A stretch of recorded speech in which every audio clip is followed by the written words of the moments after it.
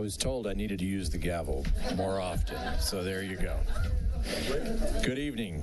I'd like to call to order the Town of Superior Board of Trustees, Superior McCaslin Interchange Metropolitan District Board of Directors, the Superior Urban Renewal Authority Board of Commissioners, the Superior Metropolitan District number 1 Board of Directors, regular meeting for Monday, October 8th, 2018. Could we all please rise for the Pledge of Allegiance? Pledge allegiance to the flag of the United States of America and to the republic for which it stands, one nation, under God, indivisible, with liberty and justice for all.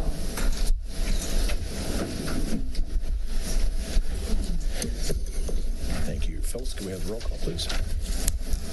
Mayor Clint Folsom. Here. Mayor Pro Tem Sandy Pennington. Here. Trustee Sandy Hammerling. Here. Chris Hansen. Here. Mark Lasis. Here. Kevin Ryan. Here. Town Manager Matt Bagley. Town Attorney Kendra Carberry. Here. Town Clerk Phyllis Harden here. Thank you. Next is the approval of the agenda, and I'd like to propose one change to have Howard Fisher's advisory committee interview, and appreciate your patience in waiting and for the slight delay for your committee interview. I'd like to have that next and before reports, questions, and issues, and then any other changes the board would like to make to the agenda. Anyone? Okay, if not, I get a motion to approve the agenda. So moved. Motion by Trustee Hansen, second by Trustee Lasis. All those in favor? Passes unanimous. Thank you. All right, next we'll have Mr. Fisher's interview for the ACES committee. If you want to come on up to the podium and just give a brief introduction of yourself and have a question or two from the board. Yeah. Name's Howard Fisher. I moved here back in 2009 from Boulder, so I grew up in Boulder. So pretty environmentally conscious. Sustainability is an important issue, particularly water conservation and composting. I'd like to see composting, recycling done here. Particularly concerned about the water use that I've seen around the Superior area, particularly in the green areas along McCaslin Boulevard that really, I don't think, need watering. So I'm also interested in all sorts of sustainability and conservation. I'm not a politician, and I don't know much more to say. Okay, thank you for that introduction. Questions from the board?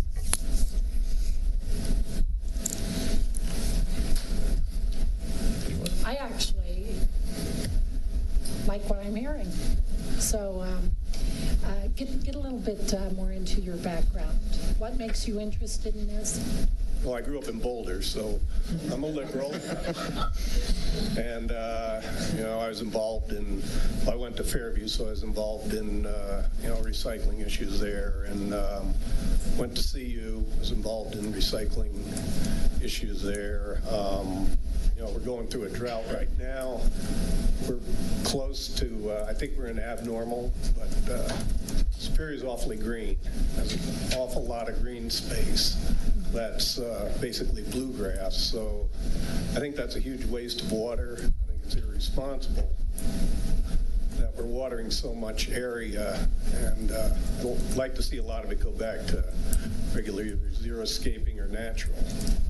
So, I mean, there are some nice parks. Have you approached the Rock Creek HOA with that idea? I've talked to them, but they, I don't know, I pay $30 a month for that sustainability. So I don't know. I'd like to get some figures on how much water we're spending, how much it costs for the water. I mean, it really is a lot of green. This was probably designed back in 30 years ago when, this issue of drought wasn't there, and you have Purple Park, which is a huge rolling expanse of, bluegrass. So some of that really should be cut back, and particularly along McCaslin Boulevard there, that whole fence, there's green along there. That's really ridiculous. So, and I've talked with other neighbors, and they don't like the idea either, paying for that kind of water, and I think it's wasteful. So.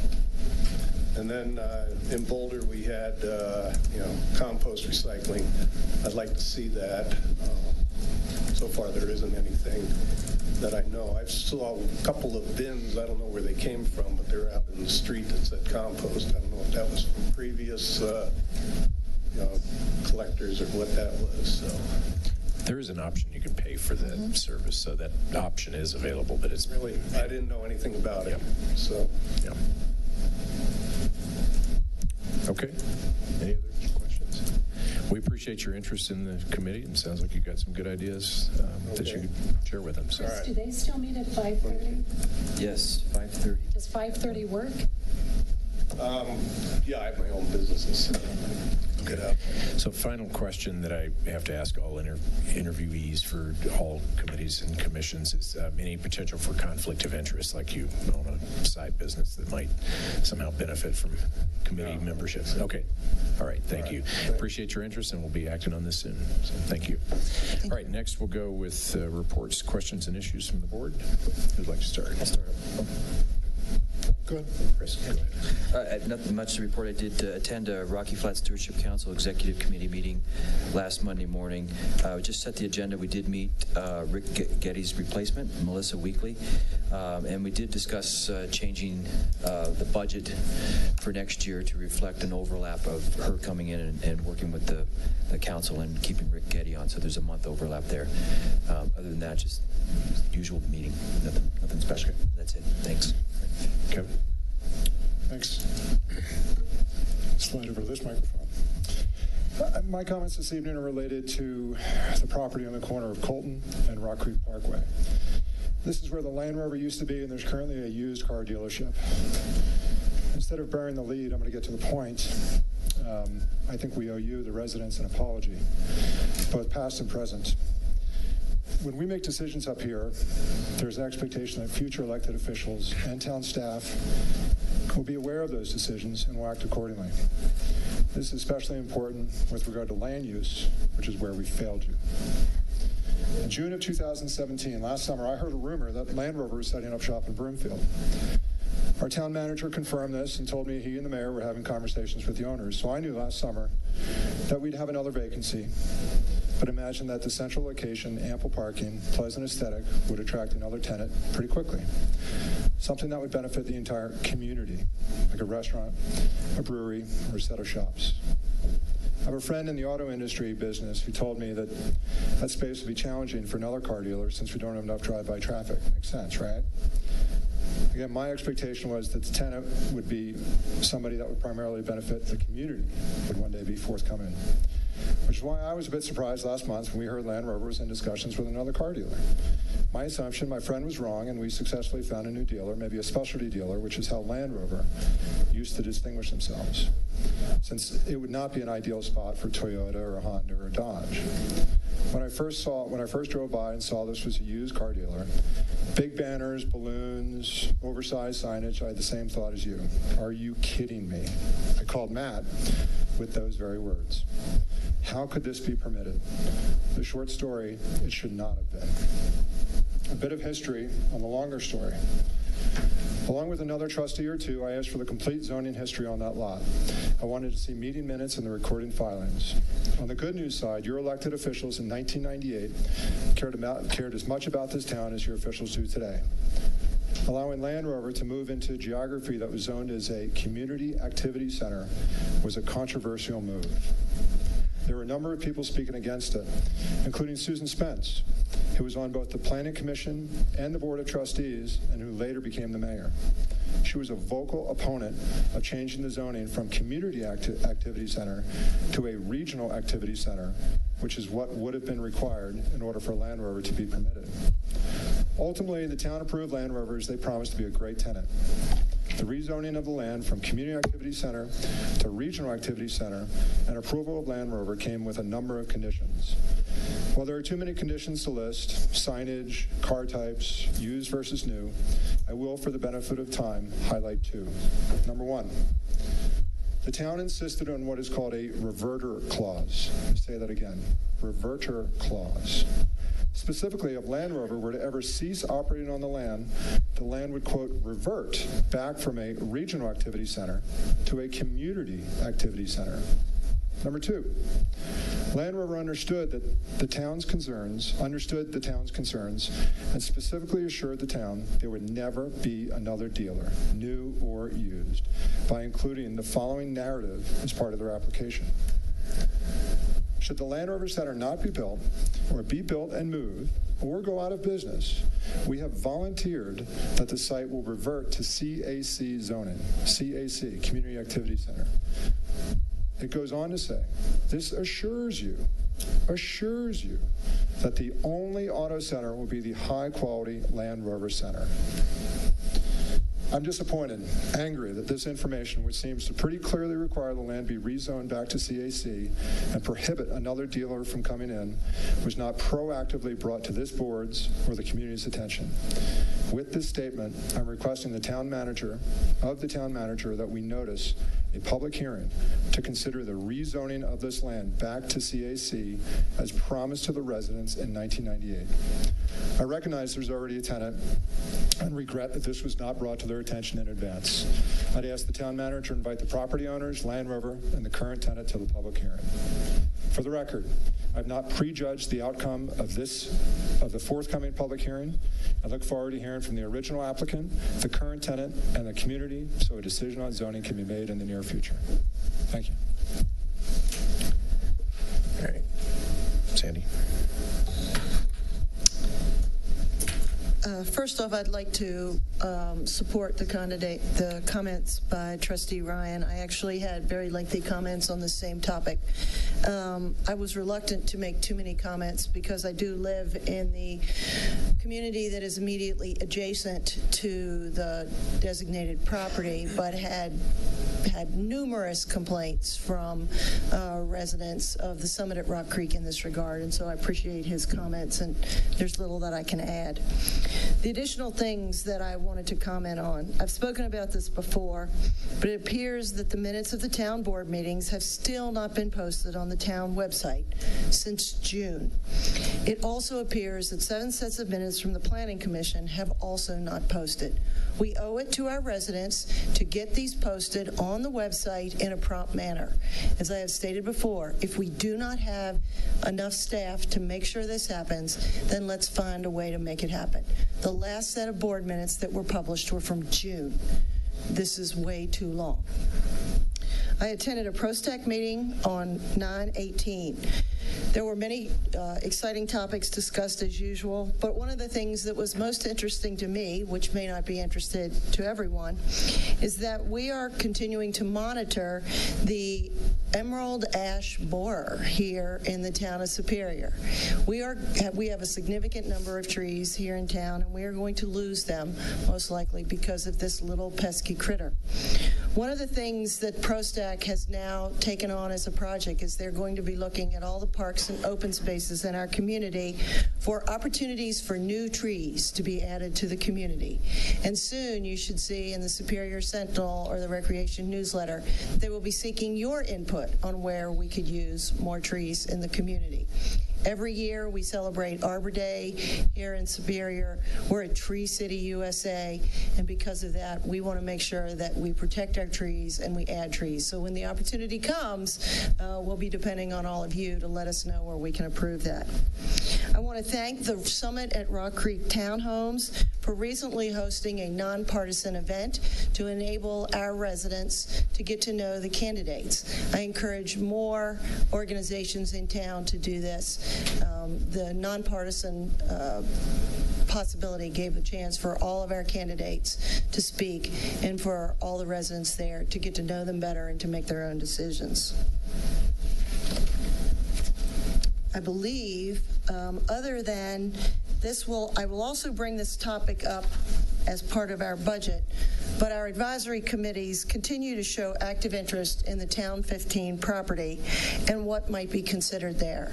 I am concerned that we have removed any funds in the 2019 budget for work on this, making some considerations and some active engagement on this, and I just want to bring this to the community's attention. We have made some changes in the budget that are very positive, but I also don't want our residents to think that this is not a priority for us, and I hope the board will think about that as we approve the budget. Okay, thanks, Mark. I have no report. Sandy.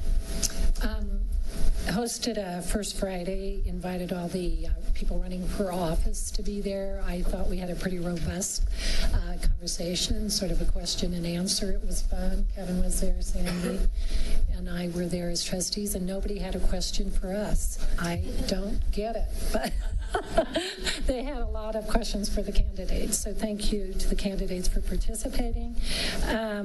Attended a CAPS meeting last Thursday of September, and Matt, I sent you that list of questions they had. Did you receive that? I saw it today. Okay. But two things. The entry signs that we saw, the preliminary artwork for, where would they be put? Where are they intended to be? One is at the north end of town, right as you come over the DDI. The other one is on Colton, near West Flatiron Circle, Colton, on Resolute's property. And one's at Highway 128 McCaslin. And they're all horizontal, if we adopt that. Yet to be determined. Yeah. The board still needs because to. That's what caused me some confusion, because it didn't seem to me like some of those places could use a horizontal sign. It seems more a vertical sign. That sort of confused us. Okay, so yeah, if you would respond to that. And then just wanted to throw out to the whole board, I know a couple of us trustees have discussed Katie Rummel's position. She resigned a couple weeks ago, events and volunteer coordinator, and CAPS had asked that there be some consideration given to increasing her job responsibilities to include cultural arts and placemaking type of things. And I know Sandy had some, I think the recommendations were along that line. So have you decided on what her title will be? Or were you going to run it by the board? I will not run it by the board, but Patrick and I have already, before I received Trustee Hammerly's email, we'd already talked about making cultural arts one of the primary responsibilities of that position based on the increased budget that the board directed staff to include. So yeah, I think we're all on the same page. We're all on the same page. Yep. Good. Okay. And I do want to say, she's not here any longer, to Suzanne Devaney, who I thought put an excellent presentation together for Rocky Mountain Fire. Obviously, she had put a lot of work into her presentation. I wanted to thank her for that effort. Thank you. On the 4th of October, I went to Mayors and Commissioners Coalition meeting in Broomfield, and then the following day on the 5th of October had the third and final second grader tour here at Town Hall. Second graders from all three elementary schools, Superior, Monarch, and El Dorado, visit Town Hall, the Historic House, and Grasso Park, and our Historical Commission rolls out several of their members to help with staffing that event, and I take the Town Hall station, and as always, it was a great hit with all the kids. We almost 300 each year go through that, so it was a great time. And with Rita leaving the board, we needed a new DRCOG representative. Mark was the alternate, so we moved Mark into the primary position, and I've offered to take the alternate position, and we can certainly revisit that at the time of the new board. But the key issue was coverage for the next October 17th meeting, which I'll be covering that for Mark. So that just is an update for the board on DRCOG. All right, that's all for me. Matt? Just an update for everyone on the McCaslin construction project.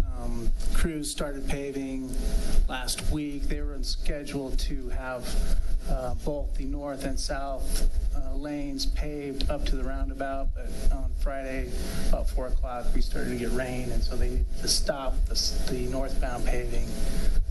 We're looking to finish that early next week as weather permits, and possibly get striping done for the southbound lanes if we can on Friday, if we can get crews lined up and the weather permits, so we can open both of those lanes in the southbound direction. So. Okay, thank you. Kendrick?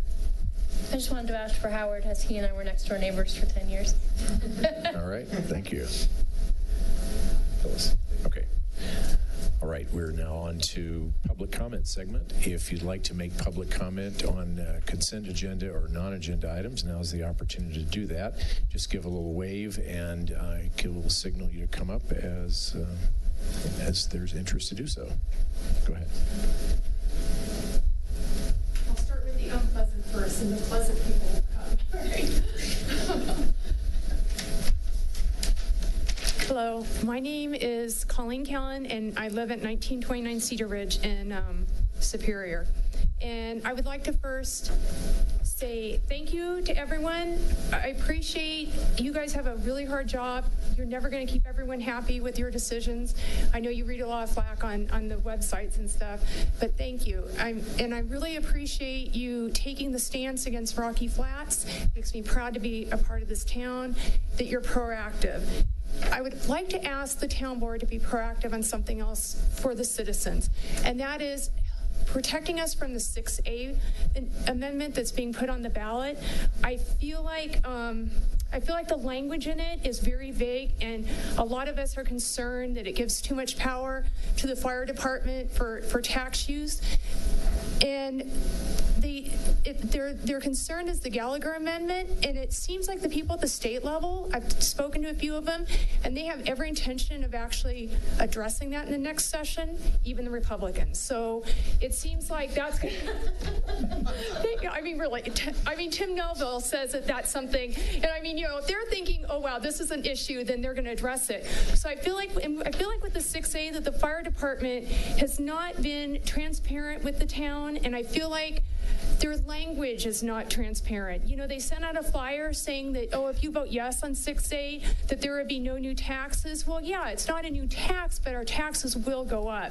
And I just feel like they're not really transparent and honest. In the original bond, they even used language where instead of saying this is how much money we need, it was like, we want $1.17 per $1,000 per year, doubled every year. And people didn't realize exactly what they were voting for a lot of times. And a lot of people, if they actually look at their property taxes, they're shocked. Because in 2005, it went from mine went from 300, now it's up to over 700. And without the Gallagher Amendment, it could go up to 900. And if we vote for 6A, some people think that there might not be a limit, that they would have too much power in this. So I would love to see, I know you guys don't have the power to, but you could just suggest and stand saying that the town does not support 6A. And I think it's just like Rocky Flats, where it's just kind of standing up for the citizens, and because I think this is a very generous town, and I think that when we're asked for something, we trust that it's really needed,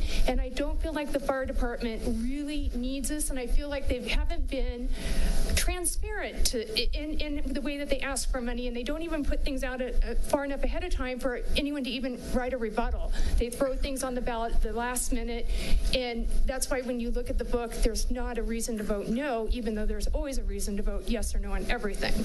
So I would like to ask the board to consider that. Okay, thank you. Colleen, just Yes. point of information, item 5 on tonight's agenda will address this topic. Oh, good. So were you aware of that? Maybe not. So you might want to stay for the whole meeting. I'm glad you are. I know that you guys were discussing it, and I didn't know if you discussed it during the last meeting or if you were going to do it for this meeting, but I was aware of it. It made me, I was very happy about it, and that's what actually inspired me to come down, just to let you know, we have 4 voters in our household, and we all are not going to vote for 6A. One more thing to consider is that we're a wealthy town, but not everyone is always wealthy all the time in this town. And we talk about affordable housing. A part of keeping a town affordable is keeping the taxes low. Something else to consider. If people are drained and maxed out on taxes and everyone has their max of taxes, what if all of a sudden our water treatment needs to have a bond? And we really do need something. I feel like if we're paying so much money, and by the way, we're paying so much more than almost every town in this country, let alone in Colorado. I think we're the 2nd or 3rd highest, and we're just a suburb. I know we're a part of a mountain town, but we're paying such a high level for our fire tax already, and it's really frustrating. I feel like you might be burning people out on their tax dollars that we might really, really need in the future. Okay, thank you. Okay. Additional public comment?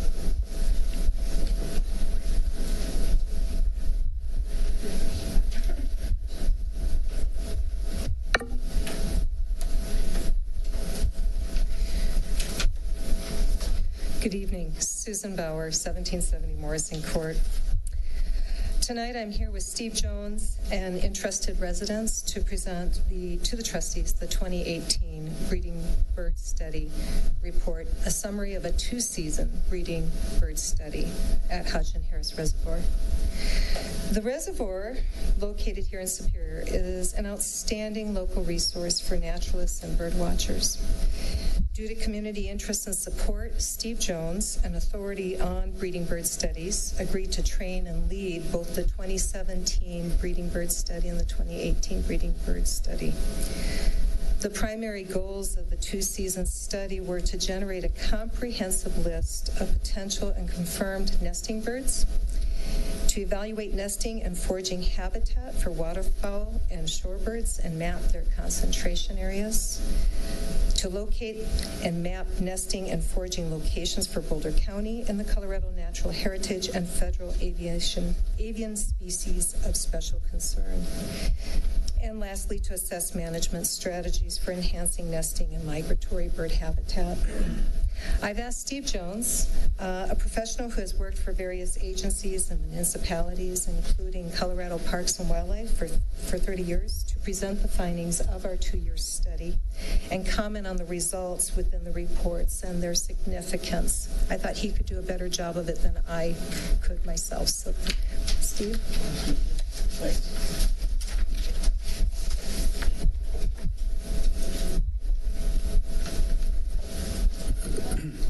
I know when you sit on a board like this, whenever there's a proposed development, you hear neighborhood groups coming out to oppose it.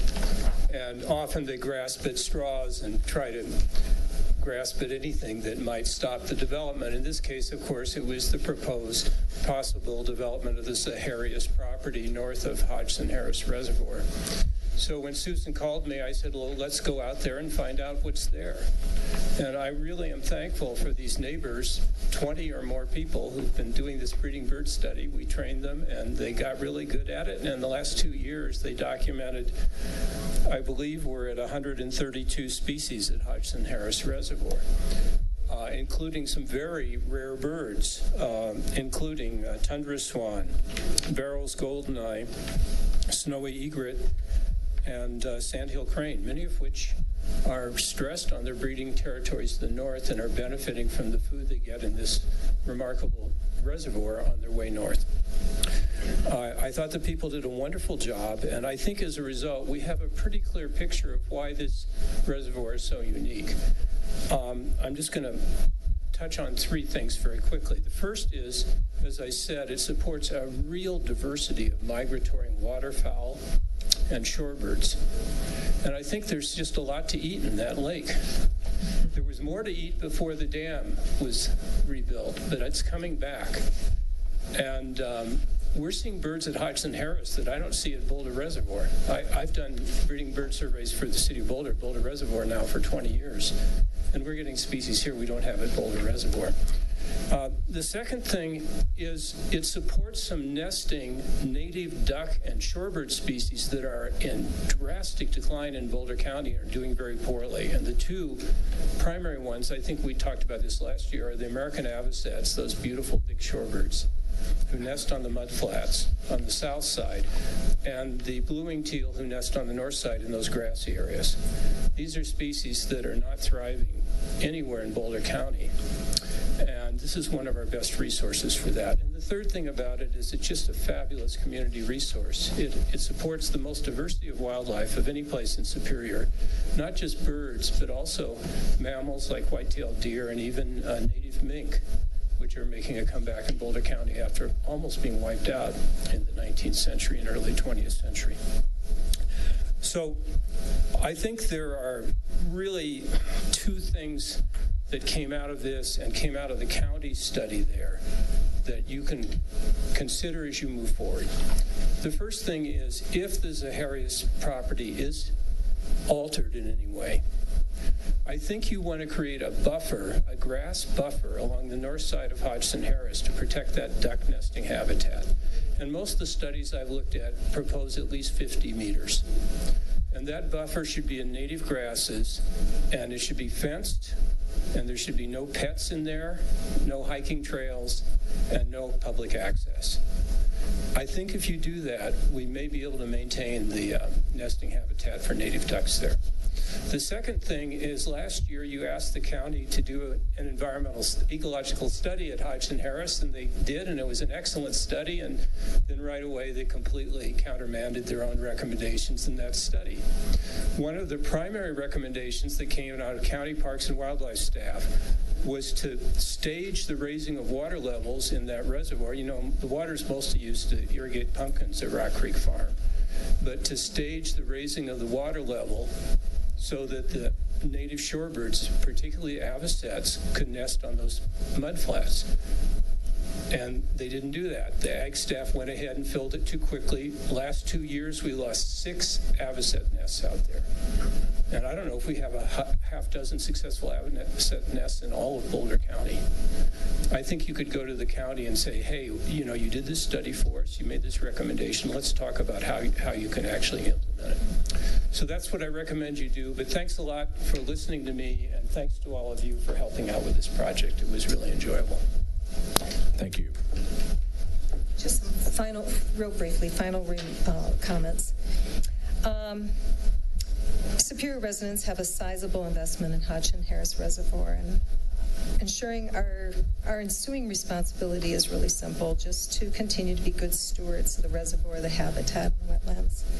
And to close, the participants of the Breeding Bird Study would like to invite you and your families to a personal tour of Hodgson Harris Reservoir. When the date is set, we'll send out an invite.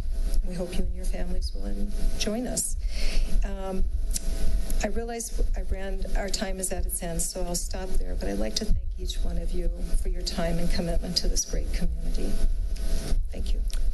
Thank you, Susan, Steve, and all the residents that were part of this study. Appreciate it. Additional public comment? Ken?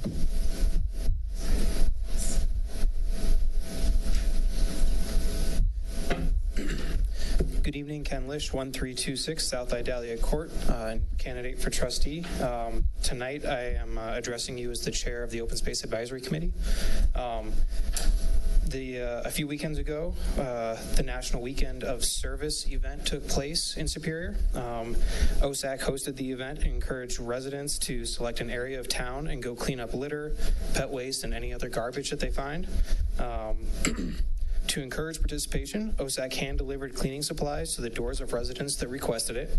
And we were also fortunate enough this year to have both Rock Creek School and Superior Elementary School join in the event. In total, we had 362 people report as participating, and of that, 325 were children. I just want to pause and to acknowledge those numbers and how fantastic that is. Not only does their participation help keep our community clean, but it instills and teaches the values of civic duty and community service within the children of our community. Overall, the amount that was reported as being picked up was 259 pounds.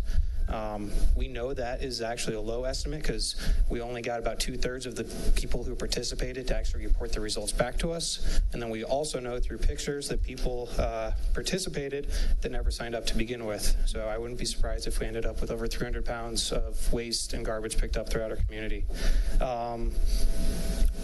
Things that we will probably work on to fix not fix, but to adjust going forward. We received 2 pieces of feedback that were prevalent amongst the participants. One is to do this more than once per year, so we may add a second event throughout the year, and then also to have at least one of those events be more structured, where we actually pick a location and time within town and go out with residents. So just want to report back the results. Thank you so much. Thanks, Ken. Appreciate the report, and thanks to all those hundreds of volunteers that helped do the cleanup. That's great to hear. Additional public comment? Dalton.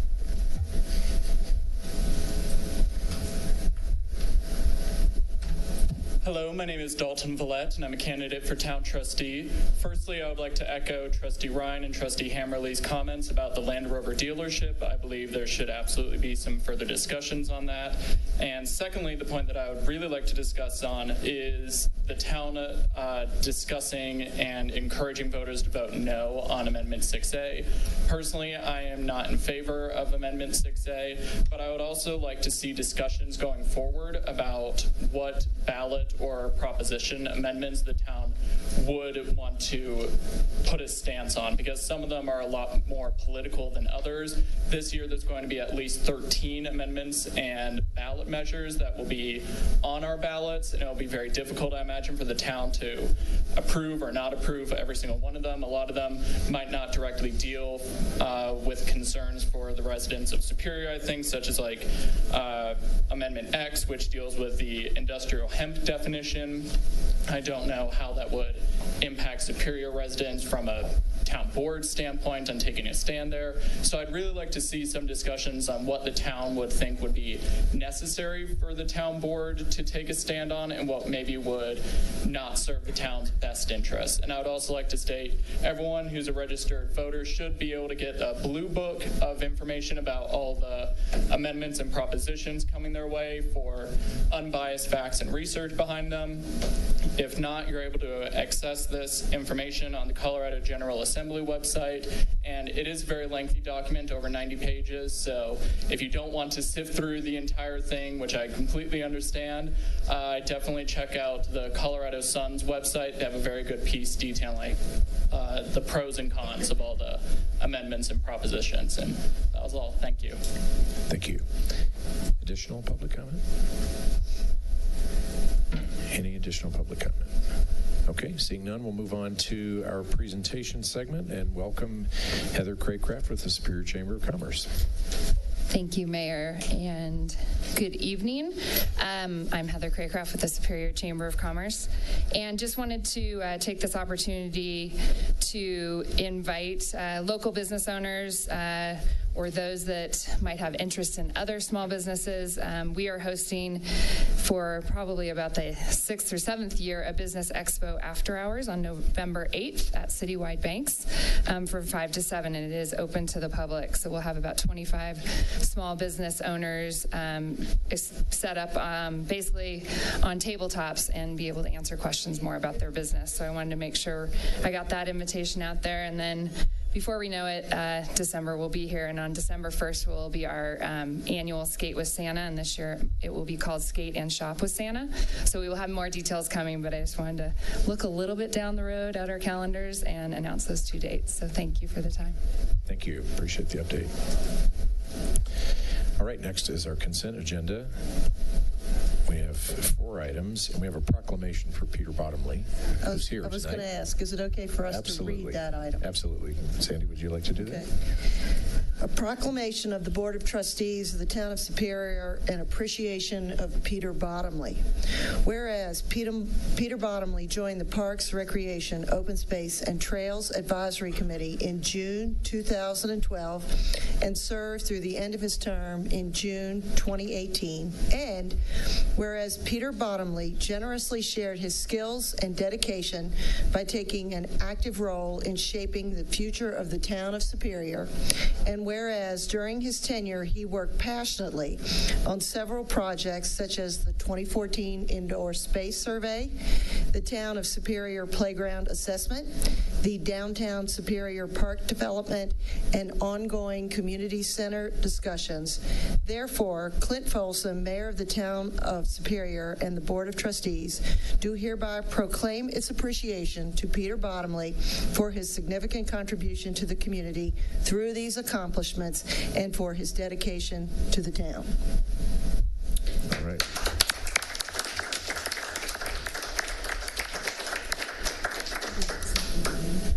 Thank you, Sandy. Well deserved. We will have a signed proclamation, which we will give you once I sign it. That's at the end. Thank you very much, Peter. We appreciate all your many years of service, and I know you'll continue serving the town as well, so thank you very much. All right, do I have a motion to approve the consent agenda? So moved. Motion by trustee Hammerling, second by trustee Ryan. All those in favor? Okay, consent agenda passes unanimously. Thank you.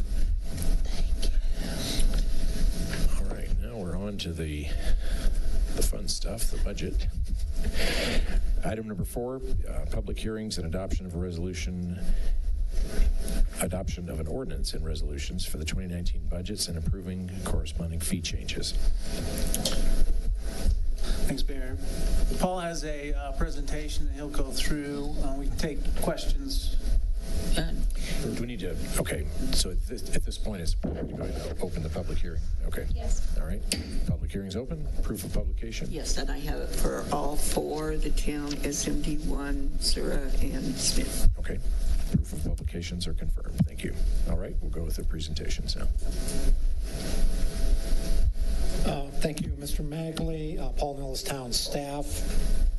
Before we jump into this evening the board will be considering, I think it's 7 resolutions, Phyllis, and maybe 1 ordinance, which encompasses the entire budget. But before we get into that, we need to give thanks where thanks is due. The board spent a considerable amount of time in individual review sessions and other reviewing the documents. Our boards and commissions have been, or committees and commissions, have been involved in this process as well. Thanks. We've gotten citizen input and staff input, so it's really a collaborative process to get to where we are. As in past years, as Mr. Magley identified, we want to give a brief summary of what we're looking at in the budget. I think with all the reviews the board has done, essentially any of you board members could give this summary, so hopefully this will be a good summary for our citizens as they're looking at the budget. So generally, the budget document, as everyone is pretty well aware, is a critical communication tool reflecting the board's policy decisions and ultimately implementing the board's goals. What we try to do is then look at the budget and attach them to each one of the 6 of the board's goals. So we'll go through that briefly. And as obviously everyone is aware, this is just a snapshot of the budget. It's much more involved than what we have here. So we try to keep it at a 30,000-foot level, but obviously we can hopefully answer any individual questions that the board or others may have associated with this. As a general overview, the total budget is roughly $45 million. As Phyllis had identified, it includes 4 different entities, 4 different hats that you wear up there, but essentially we're going to review this budget and ultimately approve it as it's one document. So let's go briefly through the board's 6 goals if we can and tie the budget to the 6 goals. The first goal being enhanced financial stability and business retention within the community. As looking at this graph, far too much verbiage on here, so just take it as a takeaway graph. So to help us with the financial stability, what we have going on here, we're fortunate enough to be in a very advantageous situation. We have the board reviewing and improving some quality developments in town, and those have a very positive fiscal impact on what is going on here. Over the 5-year period, we're looking at a net financial infusion because of new development in town of roughly $25 million. $20 million in one-time revenues, $5 million in ongoing revenues. Absolutely critical, those revenues, to do what we want to do here in town. And by the interjection of the new revenues, diversifying other revenues, operating efficiencies, debt refunding, things of that nature, you can see that we've been able, as well as with strong property valuations, all of those have allowed us to be able to reduce property taxes in town in 2019. And as a general reminder to folks, we have been able to, over the last 16 years, reduce at least one of our 5 property taxes in each one of those 16 years. So for 2019, property taxes, and remembering that general property taxes account for less than 15% of our revenue, but it's a material portion of our revenue. But we're looking at stable property taxes for both the town and the library property tax, and then 3 other taxes we're looking at reductions or eliminations. We're looking at a reduction in property tax for what we call the Superior McCaslin Interchange District, and that's essentially an overlay district on top of the businesses within Superior Marketplace. So we try to be very, very cognizant of keeping their tax burden down as low as possible so they can remain viable businesses. Some great news this year is after 2018, we're actually eliminating or paying off 2 outstanding debt issues for districts, what we call District 2 and District 3. And those were districts established in the late 80s, early 90s to build a lot of the infrastructure in the Rock Creek Ranch development. So effectively what folks who are living in those districts, and it encompasses over 95% of our citizens in town, will effectively see about a 5% decrease in their property tax rate. Fabulous news. And just as a narrative or a picture for those who operate better with pictures, over the last 12 years or so, we've been able to drop the town's property tax rate by about 10%. Over the last 7 years, this property tax that's an overlay on the businesses within Superior Marketplace, the SMID property tax rate has dropped over 30%. So again, very, very good news, solid news here. Some other facets of the stability and retention goal of the board. When the town was created, a district was created to run the utilities. This is one of the budgets you'll approve. It's called Superior Metropolitan District Number 1. For years, and I took a snapshot for a decade from 2006 through 2015, that district was not financially self-sufficient. It, on average, was receiving $1.5 million from the town of Superior to supplement its particular revenue, which was about a third of the district revenue. One of the board's long-term goals, long before any of you were seated, and obviously one of your continuing goals was to try to have that utility operation be financially self-sufficient and potentially not a drain on the town. Because remember, any of these transfers, this $1.5 million a year that doesn't go to our utility operation, stays within the town's general fund in our capital operation to invest as the board sees fit. We are looking for the next 5-year period of a total transfer of $0. So we, a year or two ago, have gotten to that financial sustainability goal for our utility operation, in large part because of some of the growth we've seen, as well as some debt refunding that we've done. So again, another great story to tell, and we will keep those revenues within the general fund to use as the board sees fit. Having said that, we are looking at no transfers from the general fund. We are looking at, out of our 3 utility operations, we are looking at no rate increases over the next 5 years. Let me say that again, because that's very, very atypical. So only one of the utility operations, our sewer fund, requires annual rate increases. Our water and storm drainage fund, at this point in time, we're projecting no annual rate increases.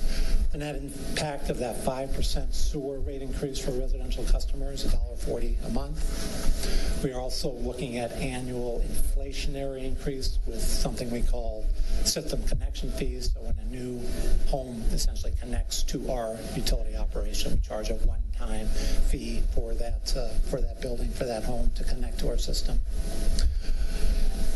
And on the utility fee side, I thought, you haven't seen this narrative before, but I thought it'd be interesting in noting that if we track our utility rates compared to our neighbors, and we are anywhere between 13 to roughly 20% below our neighbors as it relates to cumulative utility rates. So, again, another good story. We, not so long ago, were planning on 5% rate increases in all our utilities, the water fund being the primary driver there. But again, as a result of new growth, this picture is consistent with the narrative. We are looking at no utility increases on the water side of life.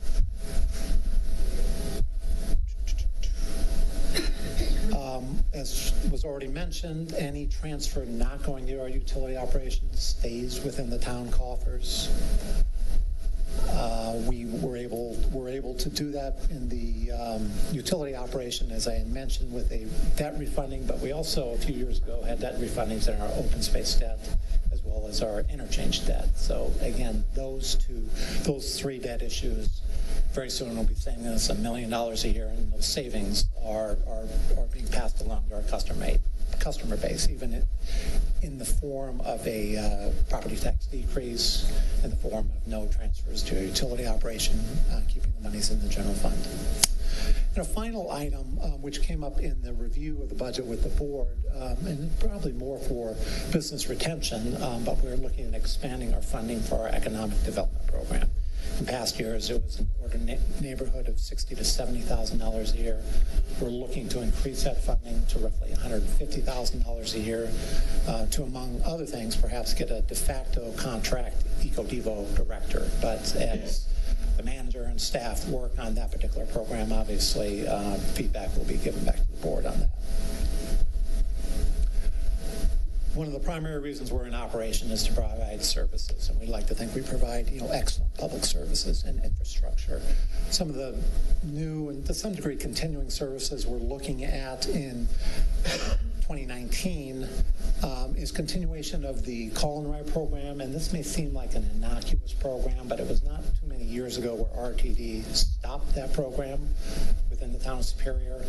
Mr. Arenello, with some of our regional resources, were able to secure a federal grant with some town money to start that program up. We've been advertising the program. We've been trying to get ridership numbers up to the threshold where RTD will assume that program again. So in the budget, we are looking at some support to this program in 2019. We're optimistic thereafter that RTD will again pick up this program fully funded by RTD. Again, I think a good story to tell. Within the Sheriff Department, in addition to the quality, high level of service that on an ongoing basis they provide, we're looking at some additional directed patrols. I think it equates to roughly an additional 4 hours a day, 4 days a week throughout the year of directed patrols, whatever Sergeant Chamberlain and the manager with board input feel the focus needs to be from the Sheriff Department. And we will continue our monitoring and oversight of Jefferson Parkway in this particular budget. Hey, Paul, question about RTD and call and write. If they assumed 100% responsibility or funding for that, would you expect them to increase the rates a little bit because they're not getting federal funding to help out? I think it's such a small component of their budget. I would certainly hope they wouldn't, because generally when they set rates on a pretty much a regional level. All the areas encompassed within RTD. So I would hope that if there was some sort of innocuous rate increase, it would be borne by all ratepayers. Yeah, it seems like they're in the sweet spot, because I think most of the ridership is probably students to the local schools. I know all the kids in our block use it. So if it goes up, then we would probably see ridership go down, because then they would start going back to carpooling. And that's certainly something as we get closer to this. I'm sure Alex will be in touch with RTD and others and provide some insight on that. I think Paul's correct. I mean, rates are system wide. It's not. They would not do anything to one community's service without being system wide. Good. But Alex will stay on top of them, I'm sure. So after the operating enhancements, essentially the flow of funds is paying off our debt, doing our operating commitments, and then capital expenses. And first and foremost, we look at reinvesting in our existing assets. So some of the big expenditures from the capital perspective from our existing assets is a continued focus on our street maintenance and rehabilitation work, over $3 million invested in the 88th Street corridor next year.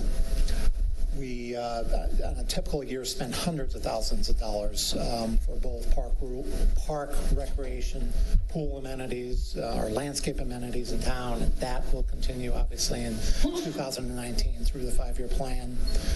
We are looking at a bump in utility maintenance in 2019, over $6 million. A lot of that is going to be spent at our wastewater treatment plant.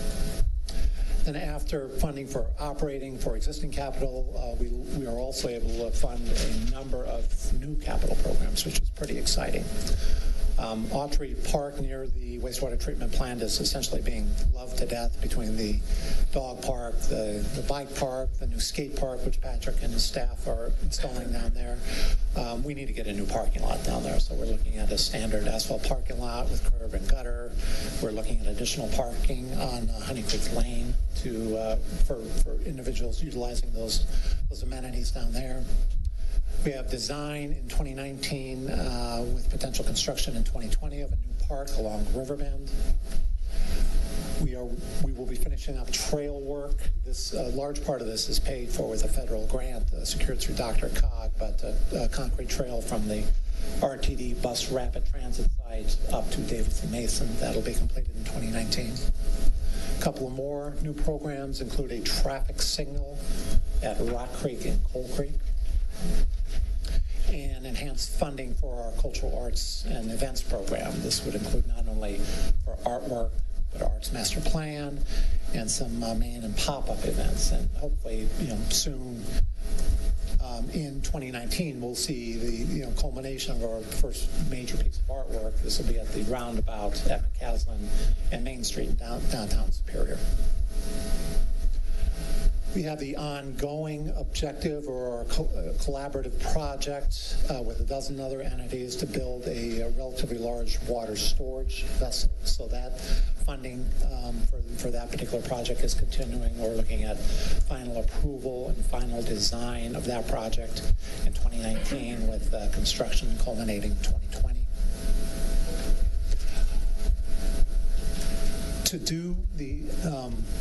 To achieve the goal of the excellence in public service and public infrastructure, we have to have the staff or the contractors to do the particular work.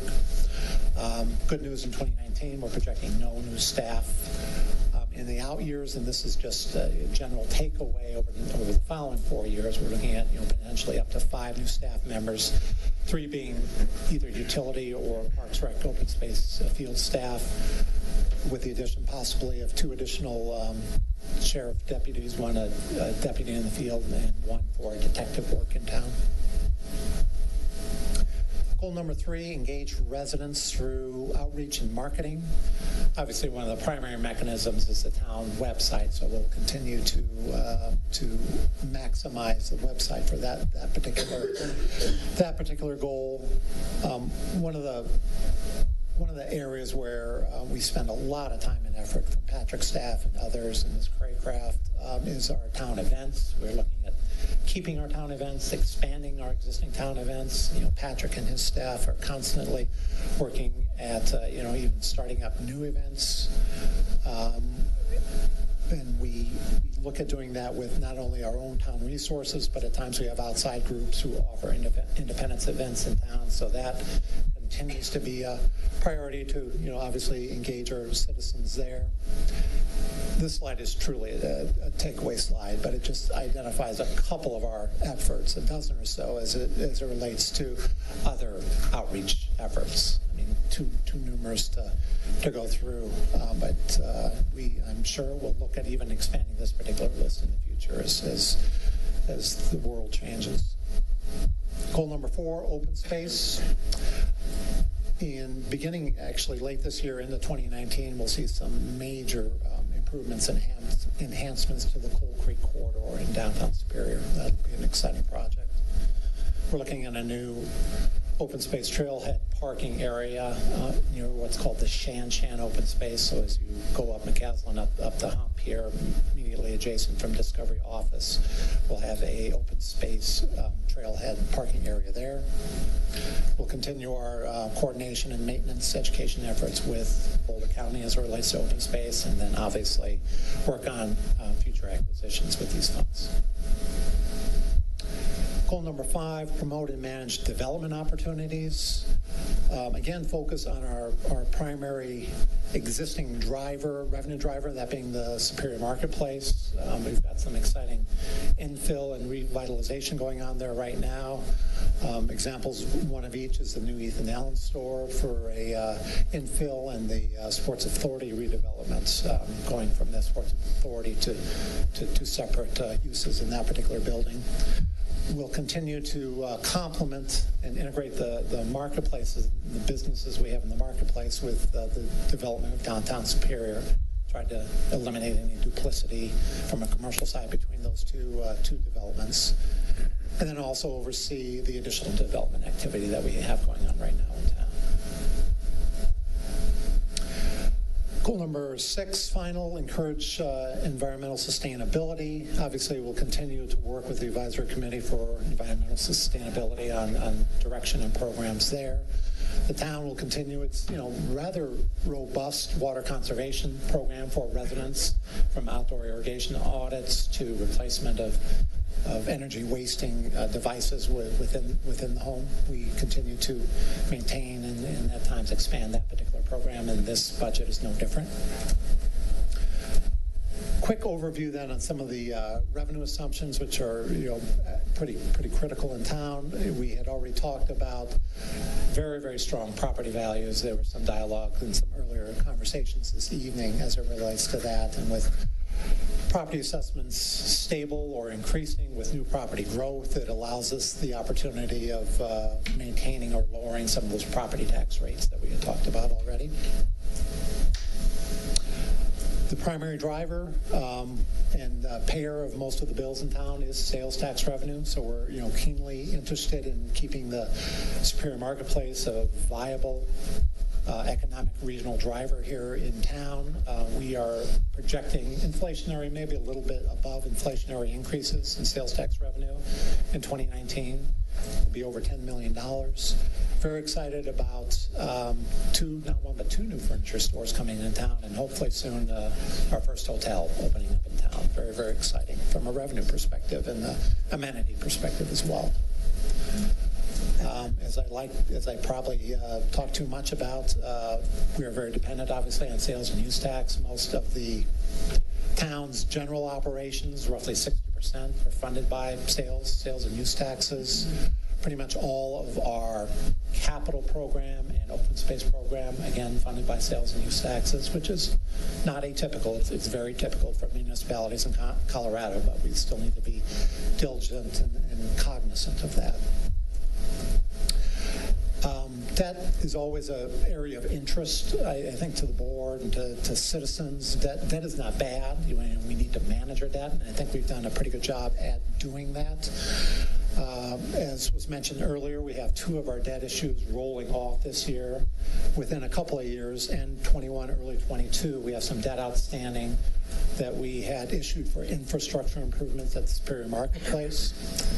When that is paid off, that roughly $2 million a year, or by that time maybe upwards of $2.5 million a year, will again flow to the general fund.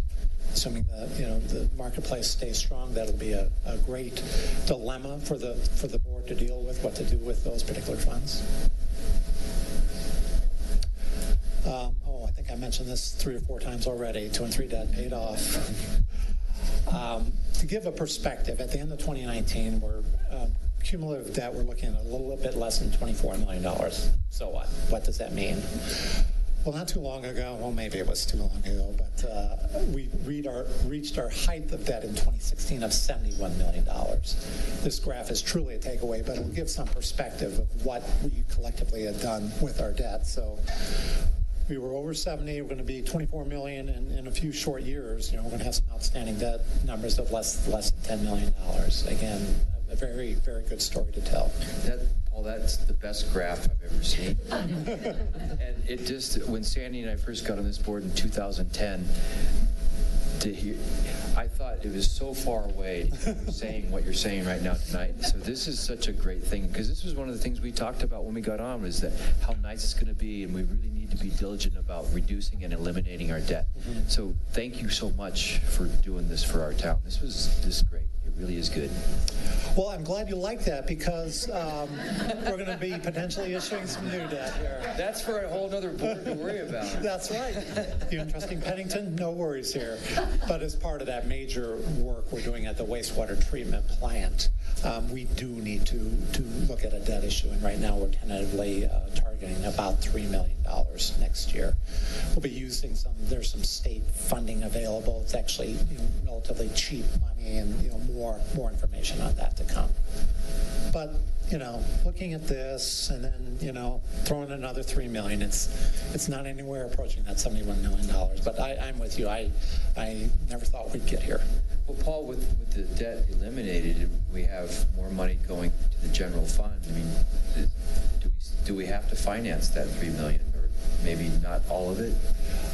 It's something to evaluate. I mean, we have a number of options. We could look at internally financing it. If we have if we have monies within our capital operation that we have no imminent needs for, we could have the utility enterprise borrow. But we need to remember to keep the utility operation as a separate business, essentially, and keep that financially separate from the town. So as we get closer, there will be some additional dialogue, early into mid next year about this particular project. Can you remind me what our reserve is? So the reserve varies based on what operation we're talking about, but the primary reserve for the what we call the general fund is between 75 and 100% of expenses. That was established by the board in 2003, reviewed in 2010. And the primary reason for that is the dependency on sales and use tax that we talked about. And then of that dependency on sales and use tax, that sales tax is generated by a few number of very quality retailers, but still a few number of retailers. But I'm sorry, Kevin, long answer to a short question. Hey, Paul, one more question. If we finance that, what's the interest rate, or what's the rate of return on our investments, and then what would it cost us to finance it? So there are two separate programs that we're looking at with the state. The benefit is that they subsidize interest rates, they subsidize issuance costs. I think in initial discussions with them, we were looking at 2.5% to 3% interest rates. As it relates to our investment rate, Jeff is taking advantage of the increased in investments now, and most recently he's been able to secure longer-term investments in the range of 250, 275. I think our cumulative average investment rate of return is around the neighborhood of 140, 150? 1.5%. So we're getting now closer to rate of return close to what an interest cost would be. But the interest rates are going to go up most likely, and so if we locked in something sooner than later, then it would actually probably pay off to finance something like that as opposed to... It would, but again, an additional benefit with the state programs and the subsidization of the programs, they typically, and we've had some long dialogue with them, they typically won't follow the market rate, won't follow the 10-year rate, the 30-year rate, and raise their rates, every time the Fed increases its Fed funds rates. They'll typically lock a rate for a year or two, and that's what they've proposed to do. But again, there will be upward pressure on whomever we're borrowing from to increase the interest rates. Sure. Yeah, good. Thank you. We get a relatively small amount of revenue on our governmental side from our fees. So in your board packet, you saw our fee schedule and some proposed fee changes. Most of them are focused around parks and recreation facility rentals, essentially increasing the rental rate for our outside city folks who are using those particular facilities. And then we have a small increase in open records request fees. This is something that has come through the state. And then we talked about our other fees with an increase on our utility operation, a 5% increase in the sewer wastewater fees, as well as a inflationary increase in our system development fees, or our connection fees. So that is obviously a very, very brief summary of what we have included in the budget. And obviously, staff is here to answer any questions you may have. Thank you, Paul. Questions?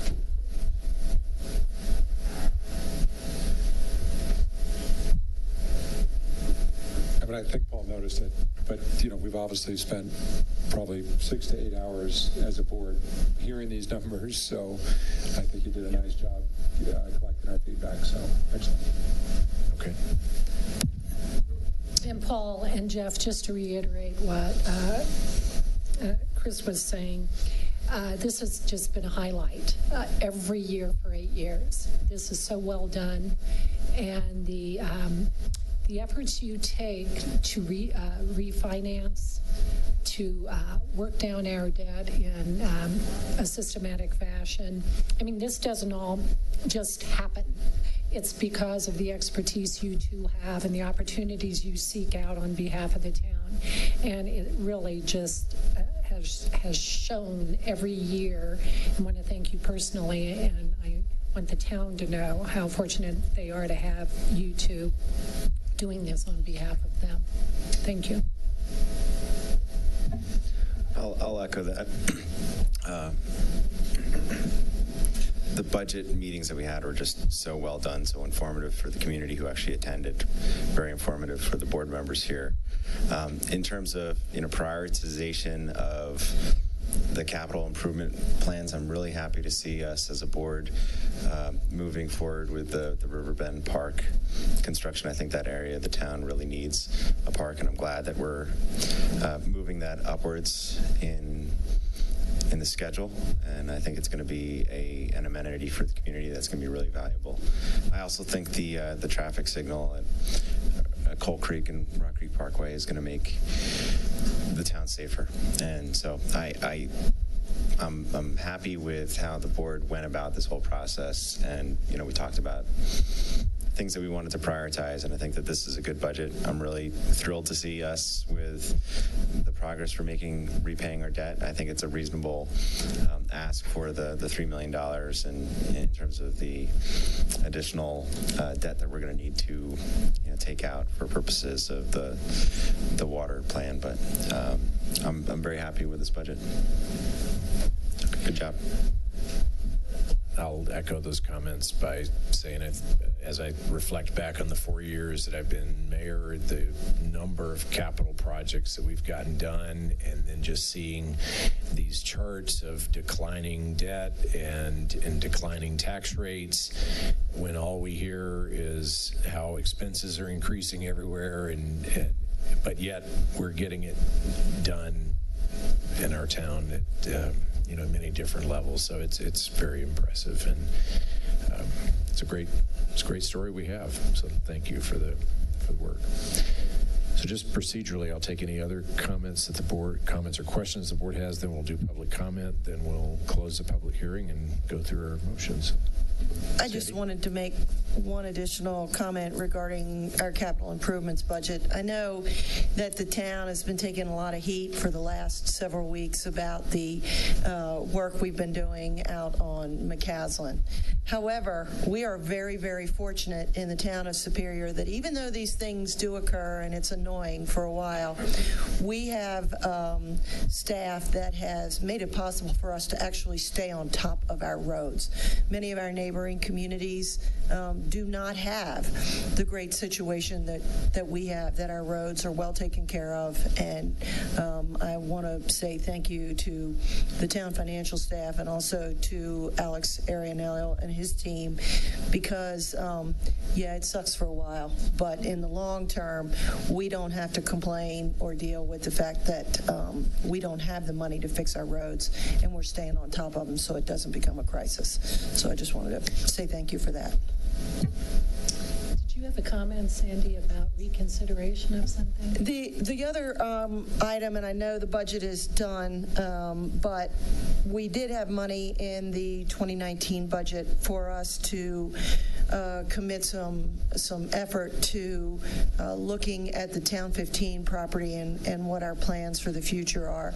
I know we've removed that funding in lieu of work on the 4 caps. But I would like to see us as a board not forget that we did have a retreat a few months ago, and one of the commitments that we made was that we would be proactive regarding that piece of property rather than allowing things to happen to us. So I just don't want us to forget that, and hopefully we can come up with a creative way to start at least talking about that so we don't get in the same fix we were in recently. Okay, thanks. Any additional questions or comments? Okay, at this time I'll open up for public comment on the budget items. If anyone would like to make public comment on these items, now is the opportunity. Good.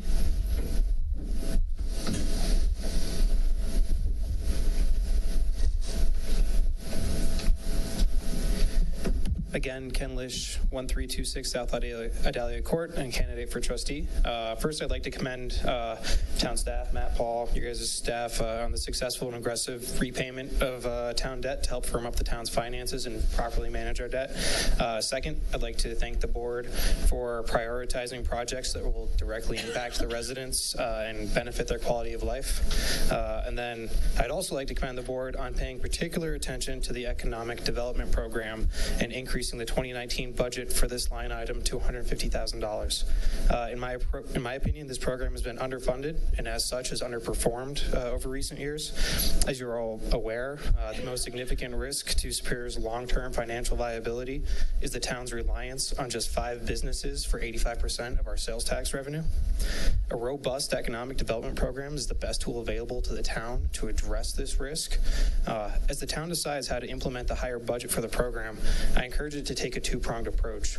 The first is to more or less continue what we've been doing and build relationships to attract the right mix of businesses that can be successful in Superior. That would include a diversified group of services, office, technology, and retailers to help ensure a safe and sturdy tax base, but then also to increase and support our local businesses and entrepreneurs. As I've been campaigning, what I've heard over and over is it's really hard for small businesses and entrepreneurs to get a foothold in our town. Many small businesses are so focused on their operations and staying afloat that they don't have the time or expertise to research or take advantage of the outside resources that are available to them. I would encourage the town to implement a program to help small business owners and entrepreneurs take advantage of resources ranging from the national level, such as those provided by the Small Business Association, all the way down to the local level, such as Boulder County's economic development programs. The program administrator would act as an expert and help guide local businesses through the complexities and options available to them, but it would also be a partnership that would be a complement to our existing Superior Chamber of Commerce. With this additional program and our existing partnerships, small business and entrepreneurs would hopefully not only survive, but hopefully thrive in our town. The ultimate goal as a town with this is that it would reduce turnover in our storefronts, so decrease vacancy rates, and encourage more organic growth that helps diversify the town's tax base. The real question in my mind is whether $150,000 is still adequate for this program. The program isn't just another line item. It represents an investment in our community and the long-term financial viability of Superior. The improvements to this program this year need to be very closely monitored and tracked. I'd encourage the town board to be ready to invest more in this program and pilot new approaches if we aren't seeing the desired improvements in business retention and attraction. But I want to say at least thank you for taking this step forward and making it a priority this year. Thank you. Additional public comment? Okay. Seeing none, we'll move on to any final things before we close the public hearing. I just wanted to address, well, I guess you can close the public hearing. We can have comments. Discussion. Discussion. Okay. Yes. Okay. Public hearing's closed. Discussion. I just wanted to address what Trustee Hammerly brought up before in terms of the Town 15 parcel and the reason why we're doing what we're doing. I think it's a very, very valid point. And, I'm looking forward to, in 2019, with the new board, discussing what the board thinks about the Town 15 and what sort of community engagement we need to have in terms of, a vision for that parcel. When we went through the budgeting process, there was, I think it was $150,000 that was allocated, maybe $100,000 that was allocated to that process. In discussions with the board, we felt that it was more appropriate to kind of reallocate those funds to the CAPS committee, to also reallocate funds to economic development, rather than just allocating money to outreach and survey groups to figure out what would be done on the Town 15 without actually first having the discussion on the board as to what we want to do and how we want to go about it. So I think it's a valid point. I think it's a responsible way to actually appropriate this money and direct it towards things where there's going to be, I think, a direct benefit to the community in the immediate future, as opposed to just kind of a planning placeholder. Because my thought was that if we just allocated that money to Town 15, there's a possibility that it just wouldn't get spent next year, first off, and we don't necessarily know what we want to do with that whole process, and we don't necessarily know how much it's going to cost. So I think it's appropriate what we're doing with it, and I agree we shouldn't lose sight on Town 15 because that's an important parcel of land, and we should have the discussion. But I think we can have that discussion without actually spending any money to begin with. So yeah, my point was just I'm good with the decision we made. I just don't want us to forget that. That's all. Can I add something else to that, though? I absolutely agree that we need to be proactive on Town 15 and maybe some of the other parcels in town.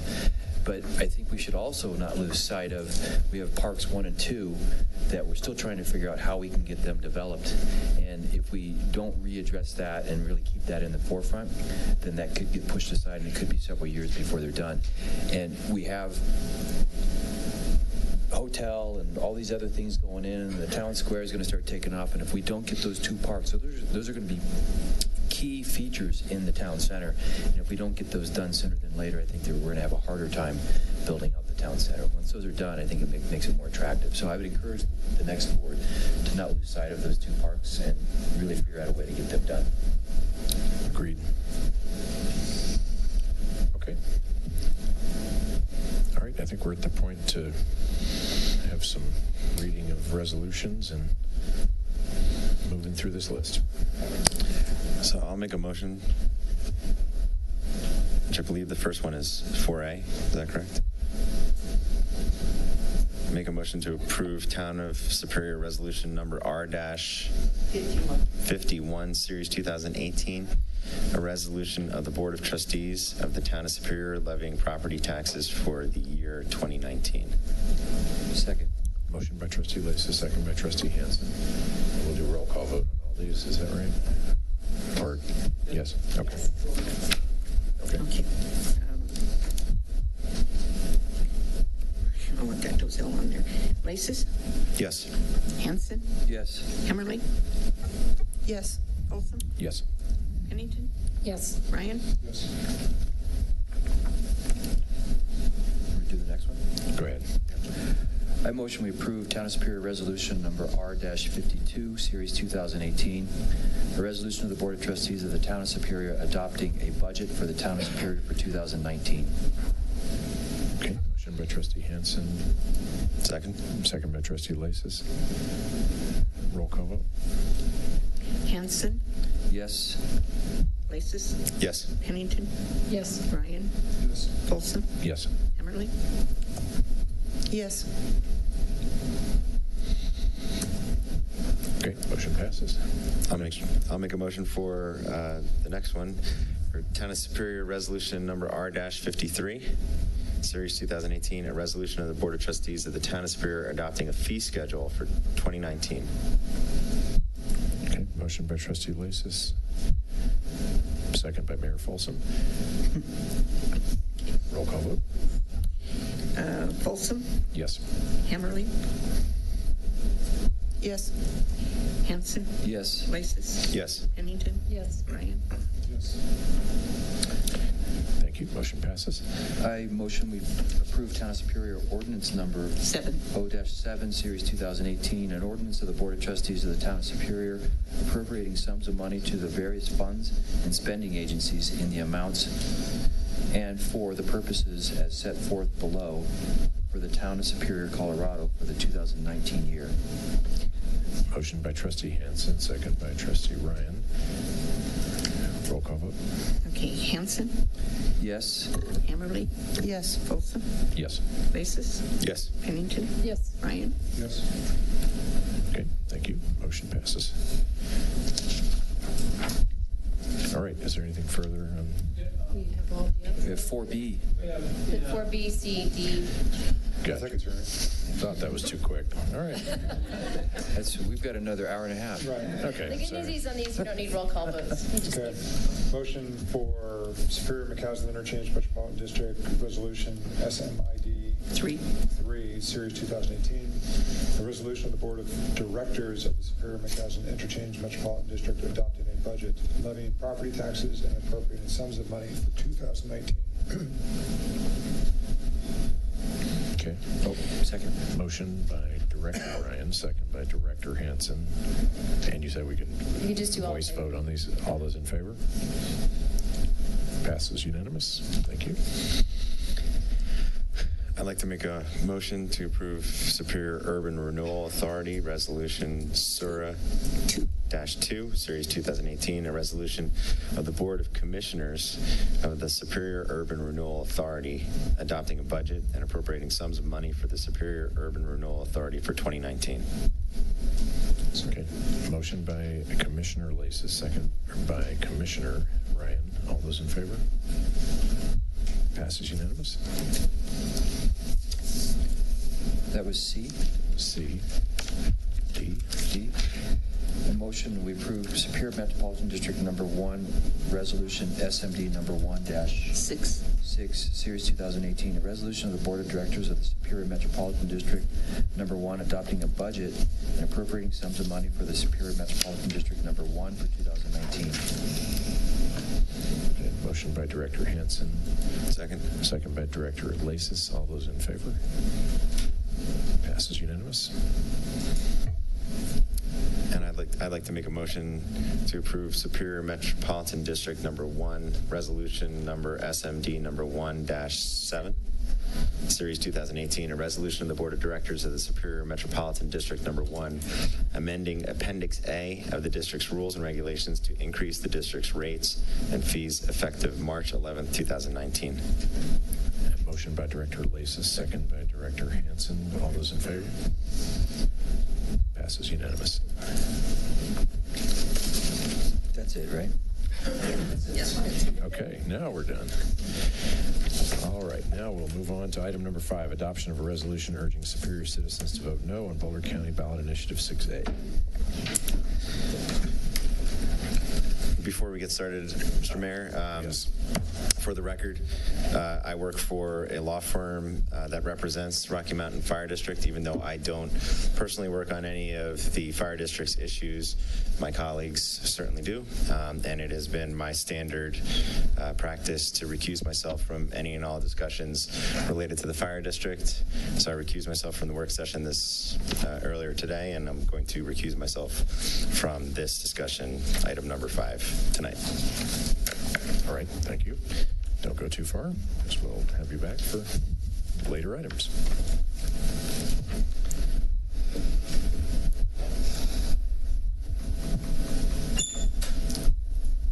All right.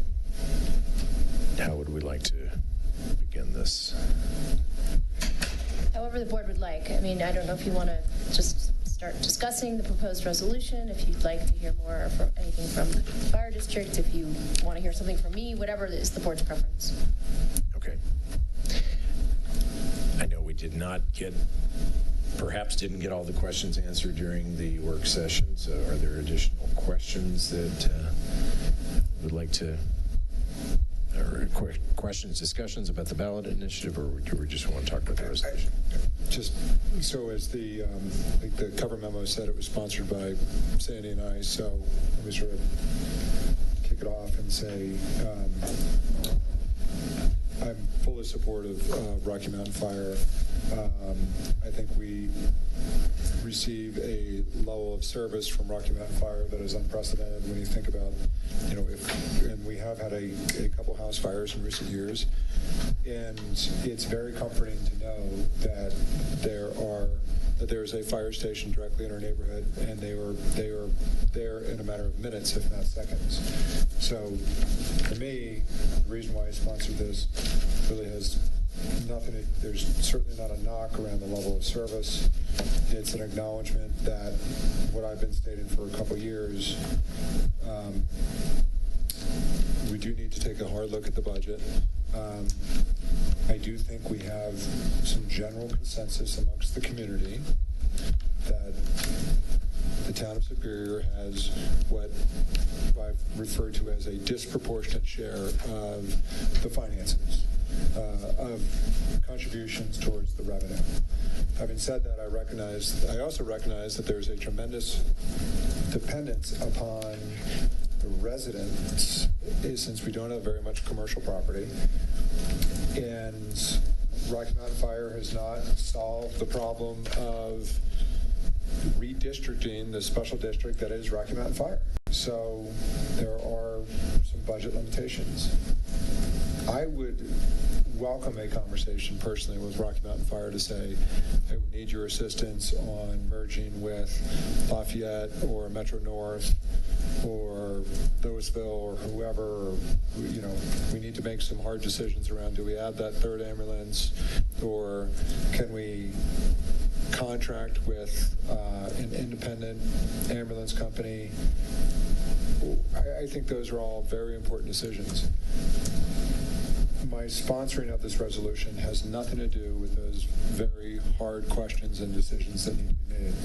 The reason why I sponsored this resolution is very simple. I think the ballot language is tragically flawed, and as somebody who pays a lot of attention to taxes, once you engage members in the community, there's one of three topics that you could predict that they're going to bring up, and taxes are certainly one of those topics. When you start talking about mill levies, you lose about half the population. They're no longer interested. Once you start talking about the Gallagher Amendment, you're going to lose everybody. And the fact that, we're de-Gallagherizing this, I just... there's a quote on a different topic that one of our, I forget who said it, Clinton may have been you that said it. One of my biggest fears is that this thing passes and we don't know what it means. And that quote was not related, I don't want me to attribute that quote to you as related to 6A. That quote was related to the community center we were thinking about. But I personally don't know what this means. And there's that language in particular, not limited to, that provided me the most pause. So as I said to the chief in August when he was here, as I said to Suzanne in recent weeks, I just think it's the wrong idea at the wrong time. Timing on this is terrible. We do not have the wolves at the door at this point, and I think it would be premature to approve this ballot measure. And I think it's in part our responsibility to message that to the community. I liked the resident comment earlier today that as defenders of the community, as we think about protecting the community around Rocky Flats, this to me it's a perfect analogy. We should be protecting the community from entering into a financial relationship with Rocky Mountain Fire that we may not understand, that the community may not understand. Just a point of clarification, I think it was Mark that made that comment about the rec center, but I could have very easily made it too. So thank you. All right, other comments?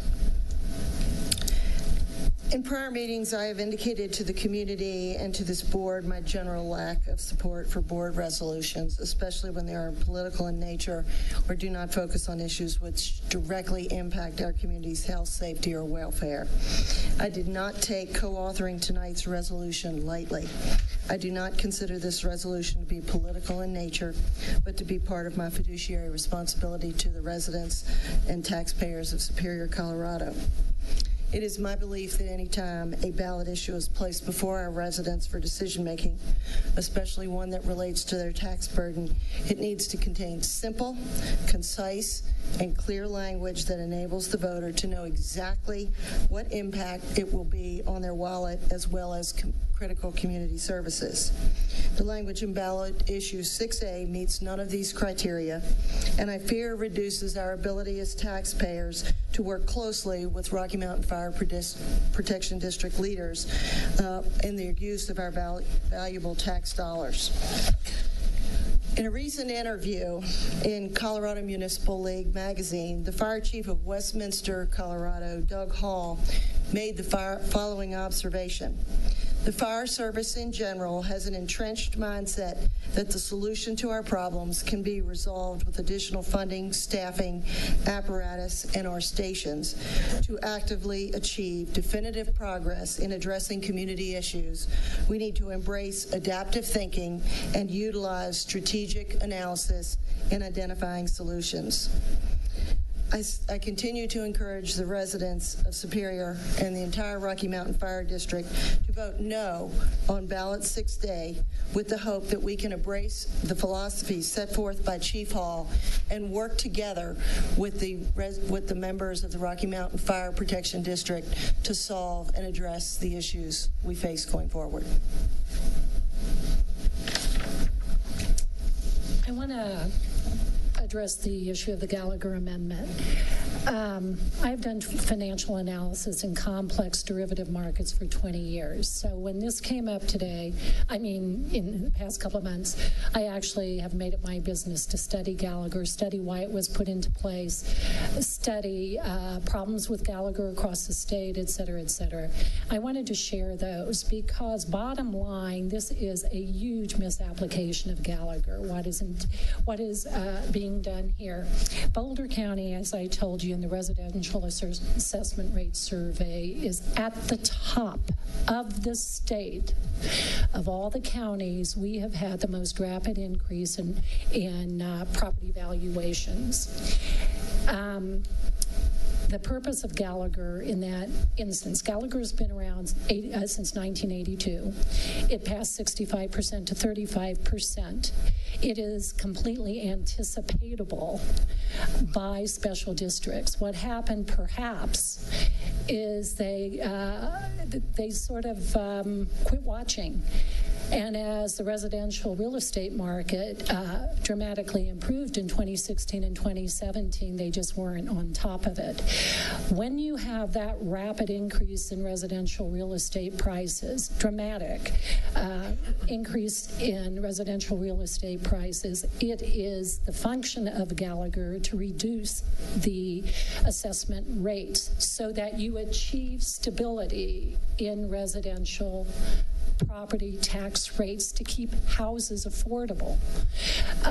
So it's working exactly for us in Boulder County, and Rocky Mountain Fire is largely in Boulder County. It's working exactly as intended. Now, those poor districts in the mountains or on the eastern slope or whatever, where the assessment rate is statewide. So if you can believe it, the high property values on the Front Range have raised the whole state average.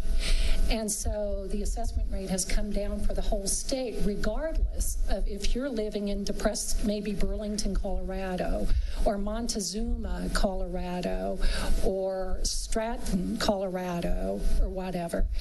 If you happen to be one of those poor towns, I'm not saying poor versus rich, I mean those towns who are unfortunately beleaguered by flat or lower real estate prices at the same time that you have a lower assessment rate, your special district budget is being decimated, and you are wondering how you're going to provide fire services. That's not the case here. I have spreadsheet after spreadsheet. I worked on good, bad, and ugly scenarios with this. In every case, in a booming market, in a semi-booming market, in a flat market, in a down market, in every case, this proposal spells dire consequences for the town of Superior. And one thing I want to correct in the literature that was distributed, I've already corrected. They did not lose $620,000. It wasn't theirs to lose. They never had the money. So that is a misstatement, and I've beat that one to death. The other statement that is inaccurate is that this is an attempt to stabilize revenues. This is not an attempt to stabilize revenues. Gallagher, as it has worked, stabilizes revenues. And that's why when you look at these budgets, you are going to more towards stability. In 2016, they made an extra $1.5 million, which was not stable because they had high property values and high assessment rates, right? And they put it in the bank. And the following year, the same thing. High property values, a high assessment rate, and they put money in the bank, and they built up a $10 million reserve, which is more than a year's budget, full operating budget. So now that Gallagher it's a lagged effect. After a couple of years of residential property values, then the formula starts measuring this and lowers the assessment rate. So now it's flattening off a little bit because Gallagher is trying to create stability.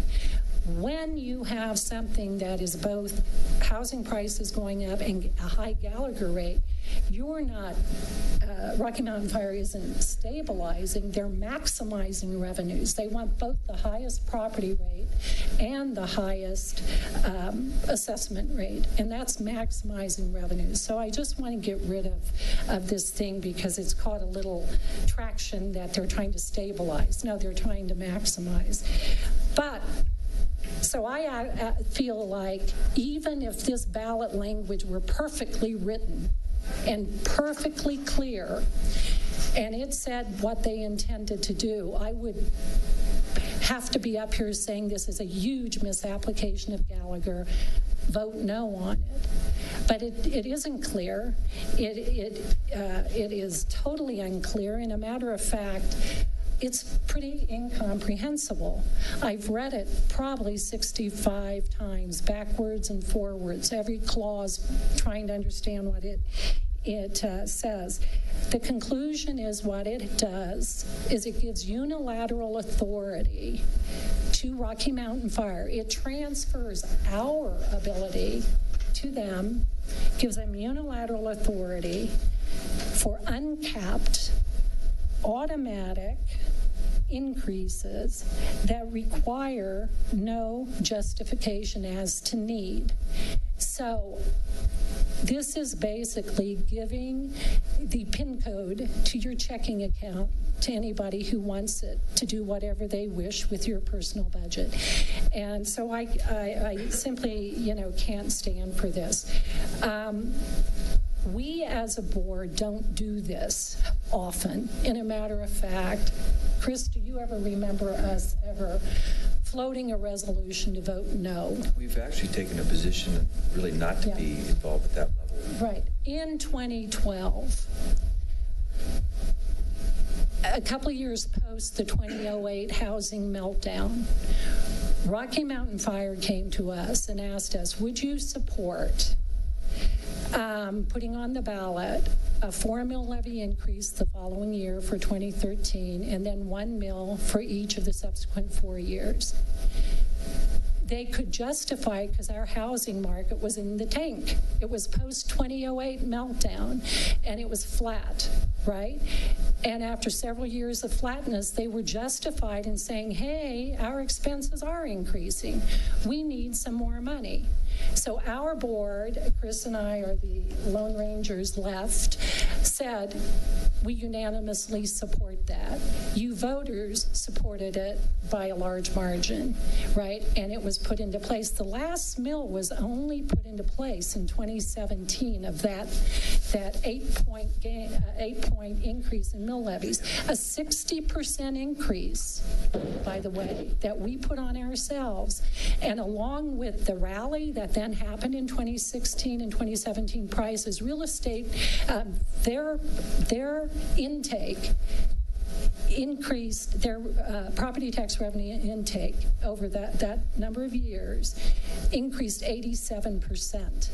So we do fund this kind of thing in this town when it's needed to be funded. So anyway, I read this backward and forward and all this kind of stuff, and I thought, okay, I'm going to ask the big guy, the grand poobah, Paul Nilles, who's our CFO for the town, who's been in municipal finance forever and ever, amen. Please read this and advise the board what it means in both up and down real estate markets. And I'm going to read you what he said. It's not a confidential memo, so I can read it. He sent us an email saying, the language was, quote, too ambiguous for me to provide a fiscal analysis in both up and down markets as Sandy requested. So if it's too ambiguous for Paul, how in the heck can an ordinary, everyday voter expect to understand this? So that's what this is all about. And I really appreciate Kevin and Sandy going to a considerable amount of work to try to articulate these concerns in this resolution. That's all for now. Christian? I don't have anything else. Okay. My basic understanding of this proposal is that if I'm paying $100 in tax to the fire district today, and through the mechanisms of Gallagher, it goes to $80 next year or at any point in the future, then they can raise the rate to make me pay $100. Keep it stable. And in theory, I'm okay with that because I do understand that good service comes with a price. Rocky Mountain's got good equipment and good staff, and they are the people that I want entrusting my safety and my family's safety in the case of need. We pay some of the highest taxes for schools, and as a result, we have some of the best schools. And so it goes to reason that it's going to cost a good bit of money. As to this resolution, during my entire time as mayor, we have not taken positions on ballot initiatives, up or down. I've accepted that position, but I think we should be taking positions, including this one. But my objection to this resolution is the process by which we have arrived at tonight. These ballot initiatives are complicated, and they do need careful consideration. People look to us for suggestions and how to vote on these things.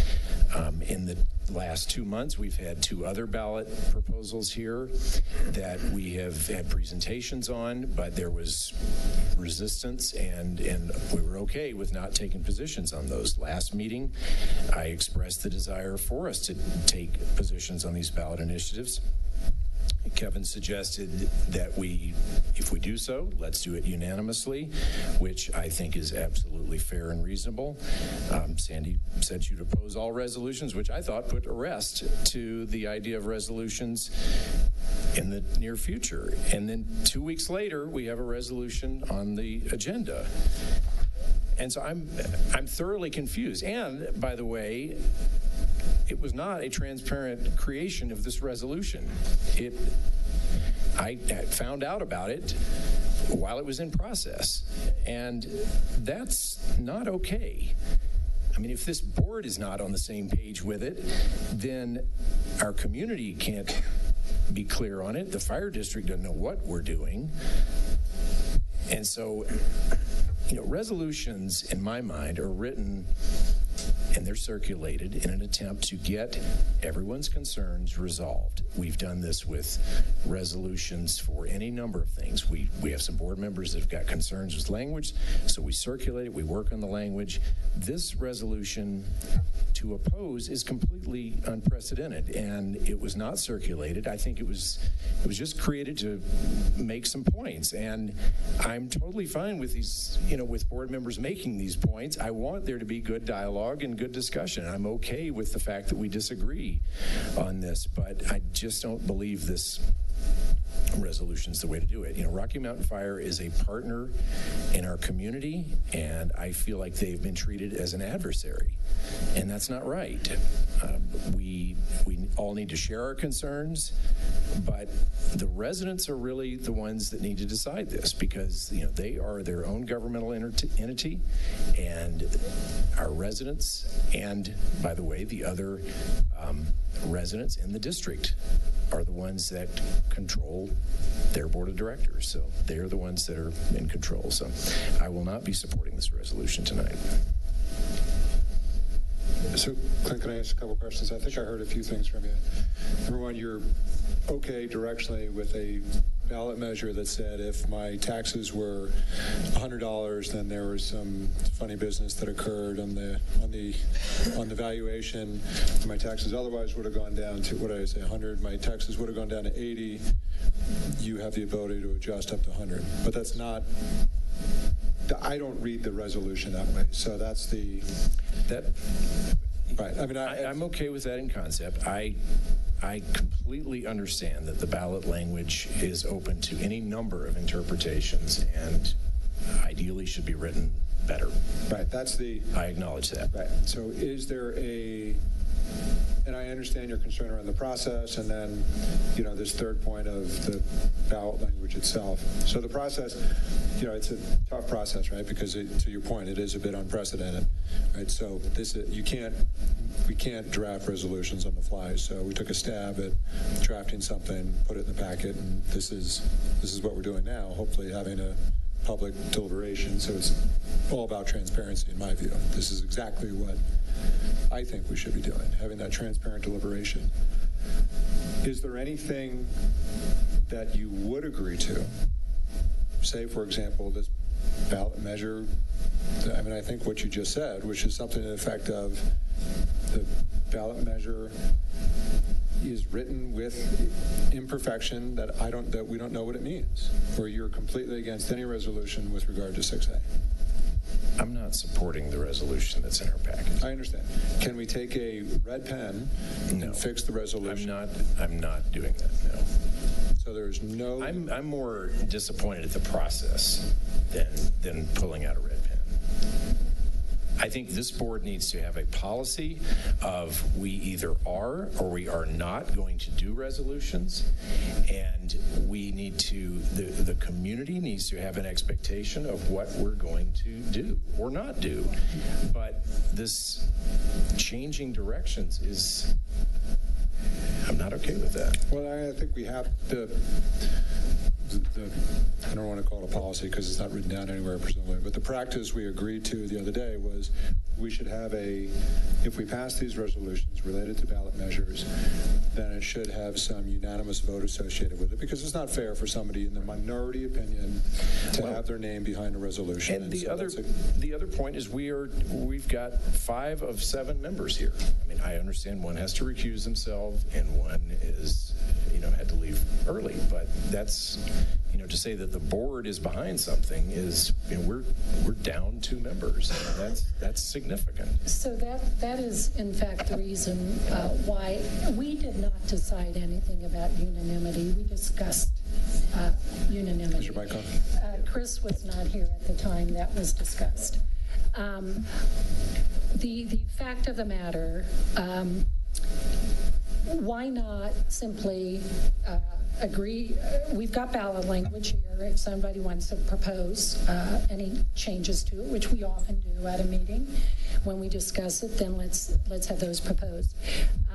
But the fact is, a vote on this will fall where it falls. Those who do not want to urge Superior citizens to vote no will vote no on this one, and those who want Superior citizens to vote no will vote yes on this.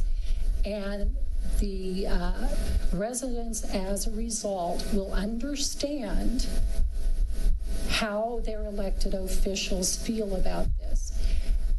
We have tried, because I have tried just about everything for this is the 3rd meeting of agenda items related to this ballot initiative, and there's been a lot of weird machinations to, for example, go into executive session last meeting where we could have discussed with the attorney legalities that we're really not at liberty to discuss on air, and that was quashed. And so we didn't do that, and by virtue of that, we lost an important deadline.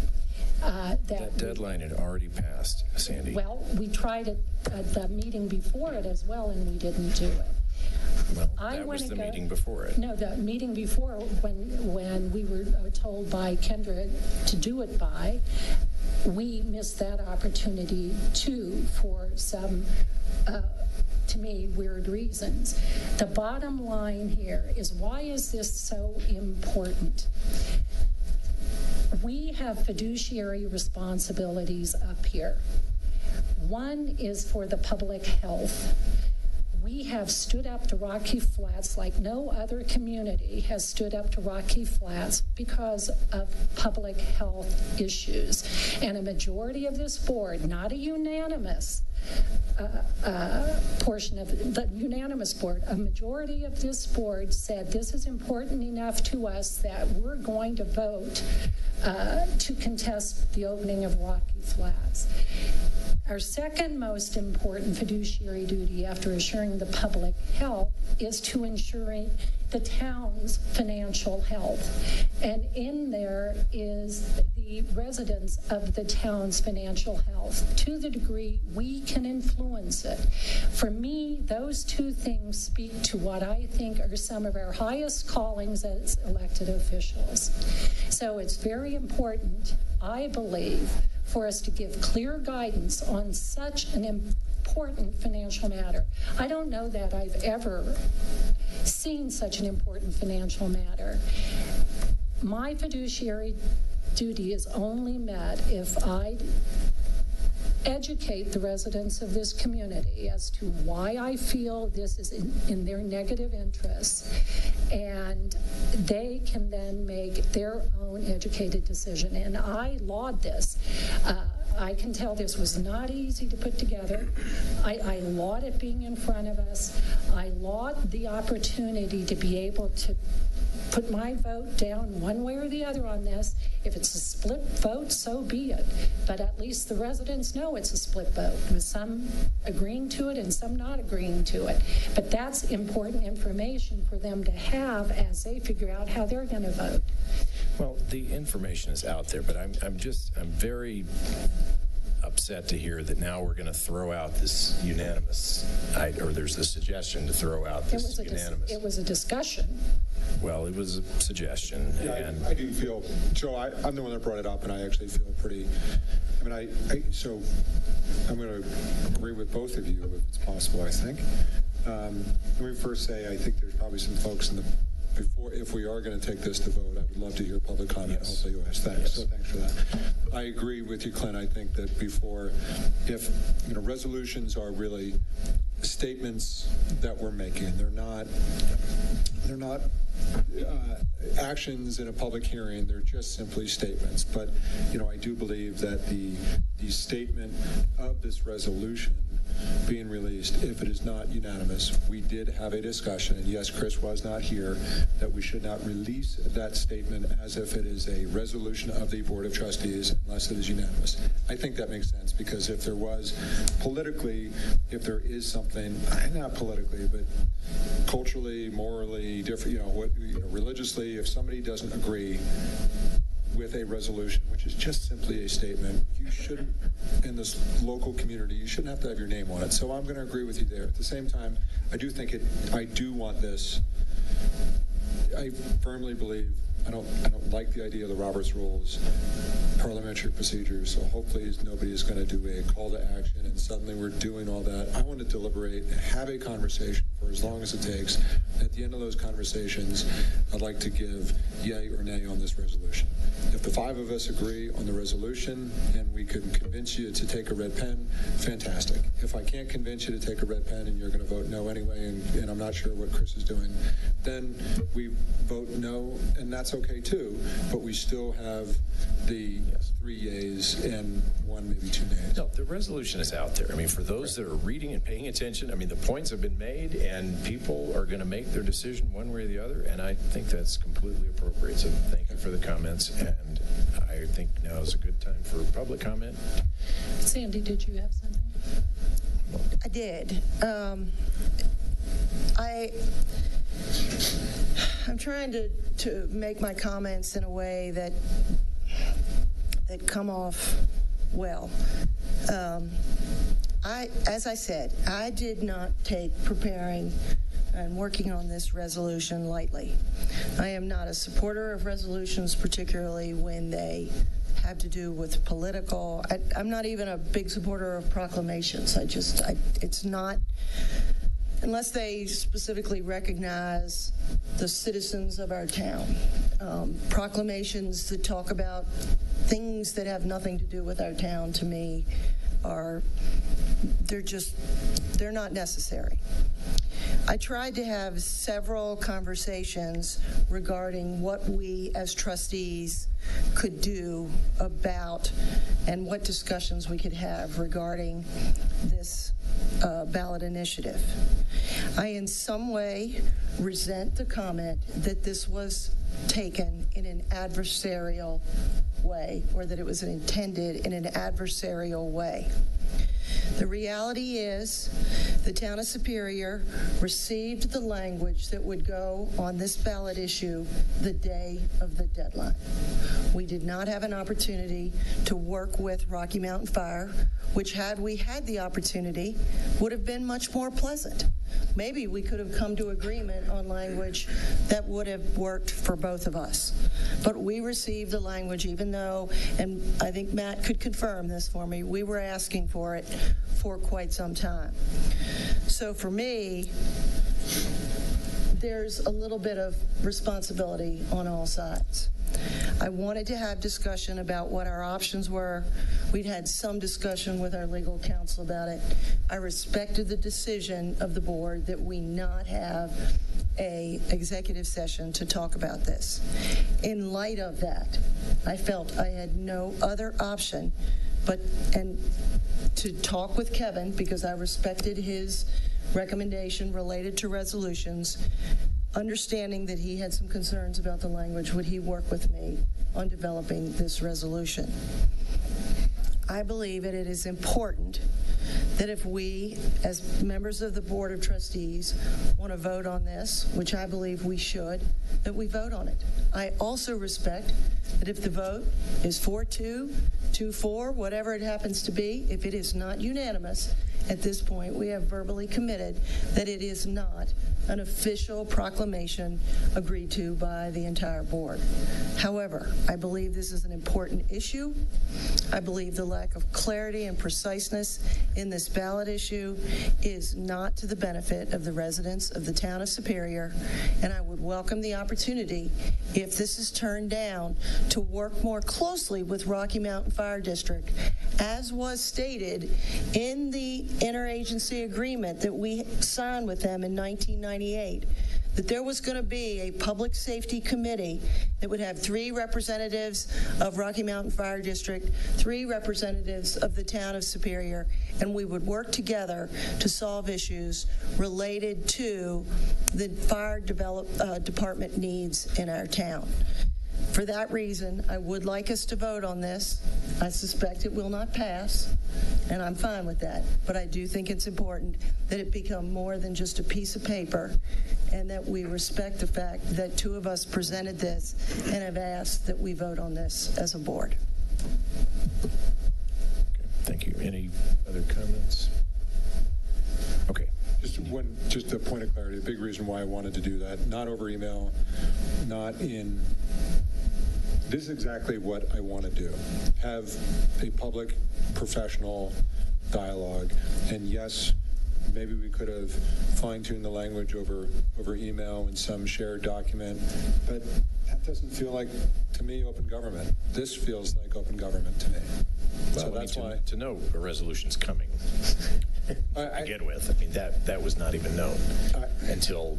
And that's an oversight. I think we had I didn't recognize that. All right. The whole point of not going into, we didn't have a properly noticed meeting 2 weeks ago, and so I went out of my way to say, let's have a properly noticed meeting where we could have this conversation. Okay.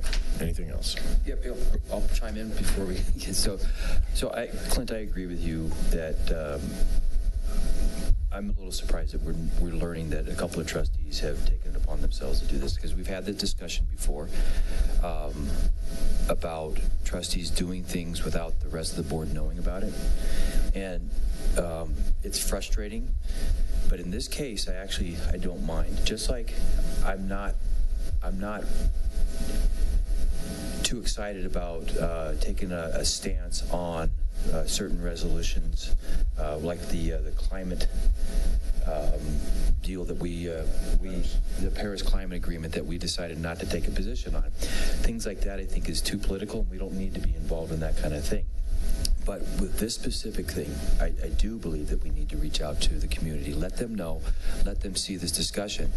And I agree that we shouldn't have had this discussion in an executive session because this is the exact discussion that we wanted to have. I mean, this is when we're in an executive discussion or executive meeting, the residents don't see this discussion that we're having. They don't know how passionate we are about this taking place or not taking place, but this is a great discussion that the residents can see how we stand on this thing.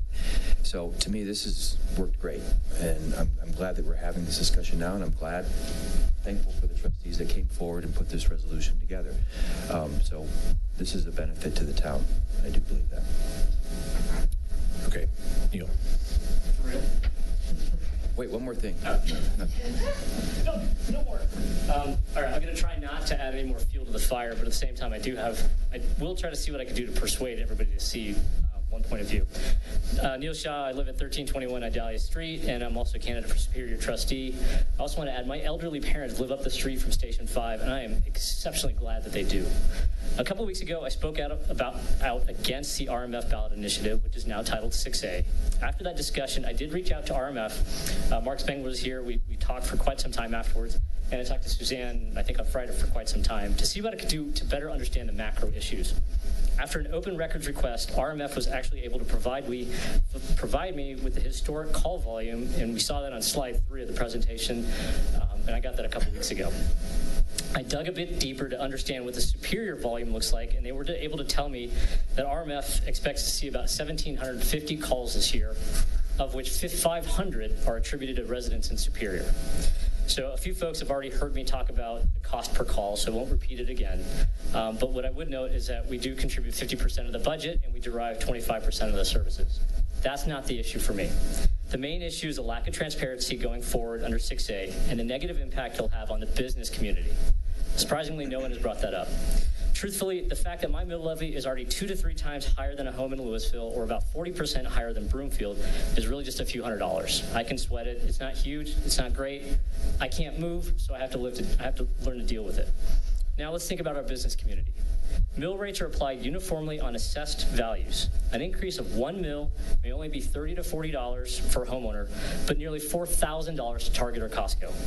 If you compare the mill rates for a business in the Superior marketplace and you sort of ignore SMID, Louisville is already at a 14 mill advantage. Any increase by RMF will only increase that gap. Obviously, this may not mean all that much to a Costco, but for the next small business owner thinking of locating in Superior, they should question the economics and the commitment the town has to keep them competitive. They will not be able to anticipate what their taxes are going to do. RMF clearly has structural budgeting and potential spending issues that a flexible mill levy will not solve. It will only make it worse. The fact that RMF did not sit down with the town prior to floating this ballot initiative means that we as residents and elected officials need to think about our businesses and what we are doing to keep them competitive. As I've said before, the lack of transparency accompanying 6A ensures that RMF would no longer be obligated to present their budgetary needs and proposed mill rates to the voters. We would lose the oversight that voters must retain. I again hope that the town board will take a position and oppose 6A on the grounds that it will decrease transparency and continue putting our commercial vendors at a disadvantage to our neighbors. We really need a collaborative discussion, and we need to work on this together, and I would welcome that. 6A will not help that situation. Thank you. Thank you. Additional public comment?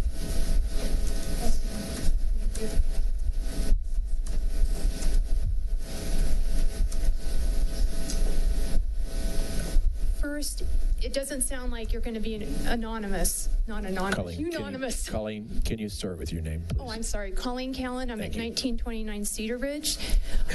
I would like to see the ones that would like to advise. It's just an advisement. It's just sharing your statement, you know, with your knowledge, because most of us don't understand a lot of this financial stuff. We don't understand the politics, and so it's always good to look at advisement. I would like to see it, some sort of a letter or something from the people who would like to advise no, even if you don't all agree on it. I would like to see that. And Clint, I really like you as a person, but I just do not understand.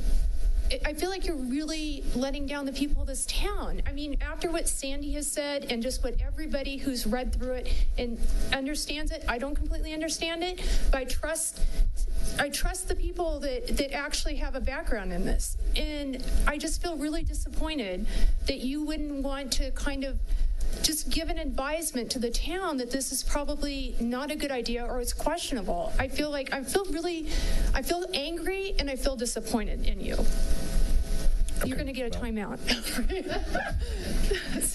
That's fair. You certainly can have that opinion. I am not opposed to all of this information coming out, and I am just, my issues are more with the process in this board than the material contained. I don't have issues with the material contained in the resolution. My main concern is how this resolution came about. So it's more of a process issue, and maybe that's not a reason to oppose it. And you know what? As just a citizen, like that, like my eyes blur over. I mean, just like, where Sandy has that background and some of the other people who shared some of the information, like the process, honestly, like I don't completely understand that. And probably most of the people in this town don't.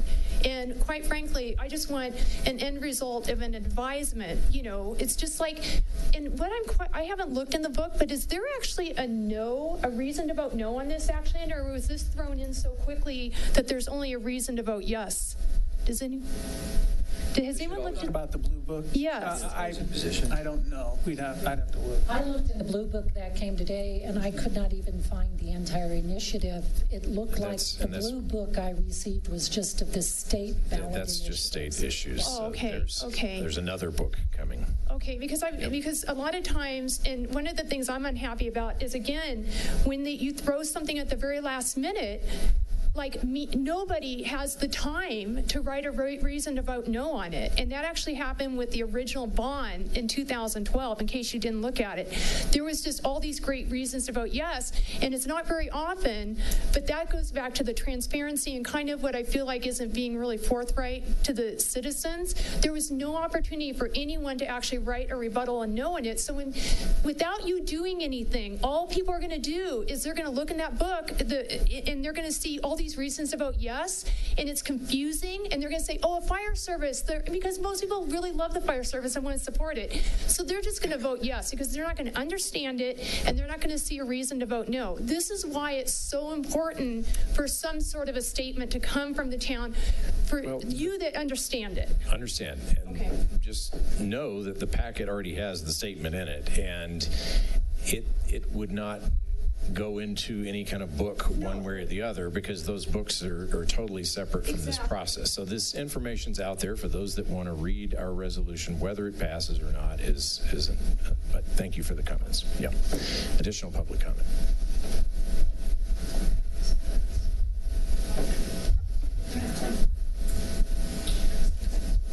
Good evening, Brian Hill, Superior resident. So a few weeks ago, Sergeant Chamberlain from the Sheriff's Superior Substation appeared before trustees, I think it was the Transportation and Safety Committee, to discuss enforcement efforts in town. And he engaged trustees in thoughtful dialogue and analysis. He is prepared with detailed, Superior-specific call data. He even offered to come back and visit as frequently as trustees wanted. So when I saw the presentation that Rocky Mountain Fire District prepared tonight, I was really disappointed. Where was the detailed call data for Superior? Where was the detailed cost analysis trends? Where were the 6A tax revenue scenarios? I have no idea how that ballot issue would play out over the next 10 years as property values change and residential assessment rates change and mill levies change. I just don't know how it's going to work. And I would have liked to have seen that. I can see how disappointed some of you are that Rocky Mountain Fire District refuses to support you in serving your constituents. Because after all, how can you make informed decisions about how to keep your residents safe if you have no idea about the number, nature, and cost of fire and emergency medical responses in Superior? As you're aware, Rocky Mountain Fire receives close to $9 million a year in annual property tax revenues. They're the highest among the 21 fire districts in Boulder County. And half of it comes from your constituents, from your residential and business constituents. It levies 20.445 mills, the second highest among the 21 fire districts in Boulder County. And yet Rocky Mountain Fire District and their friends are spending a lot of money on mailers and flyers and lawyers and websites and yard signs to get Superior voters to pass a vague, confusing ballot measure that will allow them to unilaterally raise their tax rate without asking voters in Superior for permission. Well, the last time RMF was here, Rocky Mountain Fire was here, Ms. DeVinny had a wonderful comment, and it had to do with the district's ability to form consolidations or mergers with other districts. And she said she had neither a carrot nor a stick to move districts to consolidate. I love that statement. Carrot or a stick. But tonight, you can have a carrot or a stick. Tonight, when you discuss or continue to discuss whether to support a no on 6A position, think about your role in ensuring the safety and well-being of your constituents and how Rocky Mountain Fire is or isn't helping you live up to that duty. That's it. Thank you. Thank you. Ken.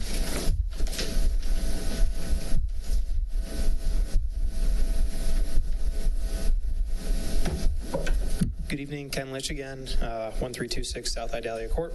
I won't repeat anything that the others have already said. I think they've done a good job of wrapping up the facts.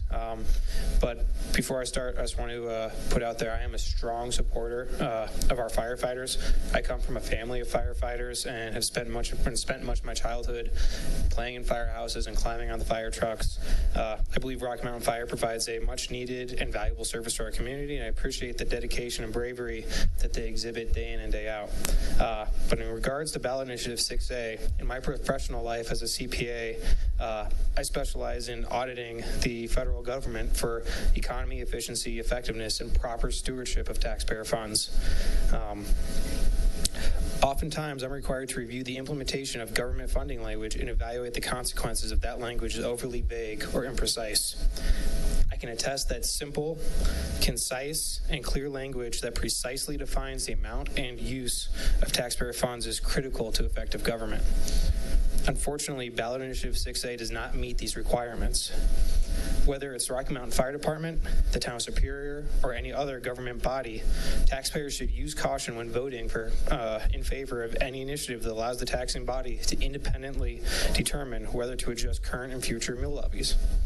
Further, any increase or decrease should be dependent on specific and clearly defined criteria. I'd be unable to support this initiative based on the weaknesses in the funding language alone and completely irrespective of whether of who the taxing body is. Initiative 6A will ultimately reduce the voters' ability to hold Rocky Mountain Fire accountable for proper stewardship of taxpayer funds, and will reduce incentives for Rocky Mountain Fire to effectively control costs and ensure efficient operations. This would be true, again, of any government body who's trying to pass this initiative. I would strongly urge voters to vote no on this initiative, and I hope the board takes a stand. Thank you. Thank you. Additional public comment?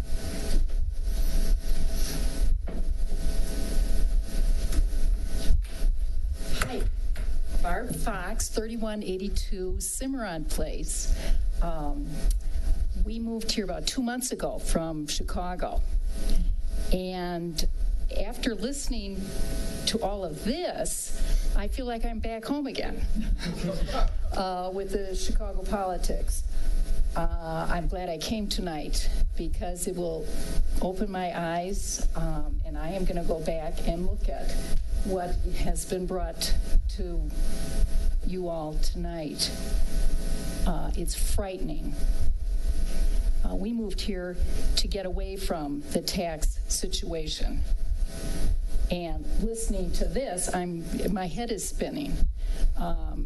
So I hope that you do what you should be doing, your fiduciary responsibilities. And I'm glad to be in Colorado, moved here for our son and daughter-in-law and granddaughter. But this is a little bit scary. Thank you. Welcome. Thank you. Welcome. We can only vote once here. I only vote once here. Go to Chicago. You have a lot to learn. Oh, God. It's an old Chicago joke. Okay. All right, any additional public comment? Yeah, all right. With no more public comment, we'll go ahead and further discussion on the resolution. Anything further? Okay, so I'd like to move it forward. I will do my best. Make a motion, Town of Superior, resolution number R-54, Series 2018, resolution of the Board of Trustees to the Town of Superior, urging Superior citizens to vote no on Boulder County Initiative 6A. Okay, motion by Trustee Ryan, second by Trustee Hammerly. All those in favor? Ryan, Hanson, Pennington, Hammerly. Opposed? Folsom. Okay, so motion passes, but are we in agreement that it must be unanimous? Yes. Okay. Okay. I vote no, it doesn't have to be unanimous. Do we need a? Well, you just voted on it, and I mean, it passed. I don't know. There's nothing else we can do about it now, I guess. I mean, I think you could talk about it in the future, whether you want to go back to the policy that you had, or set a new policy or something. Well, that's awkward. Well, I'm sorry, but I didn't know that you didn't want to have a vote that counted. They wouldn't let that happen in Chicago.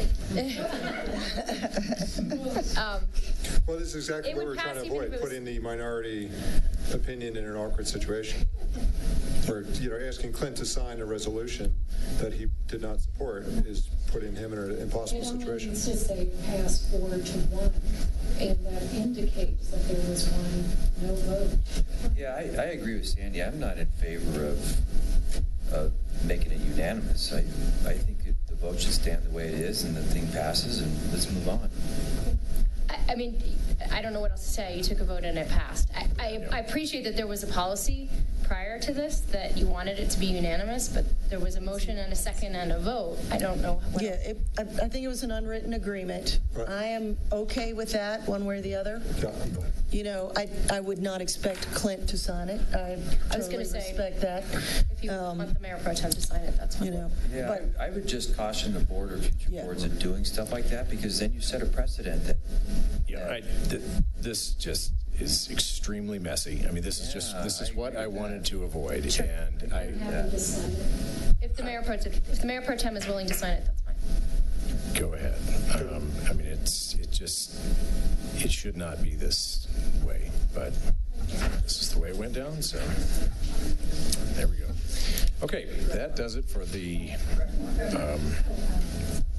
That is all for the public segment of the meeting. The next segment of our meeting is executive session to consider personnel matters pursuant to Colorado Revised Statute 246402-4F regarding the town manager's evaluation and and to determine positions relative to matters that may be subject to negotiations pursuant to Colorado Revised Statute 24-64024E regarding the town attorney's evaluation. So this, from this point on, this is a not open to the public. So thank you all for coming, and have a good evening.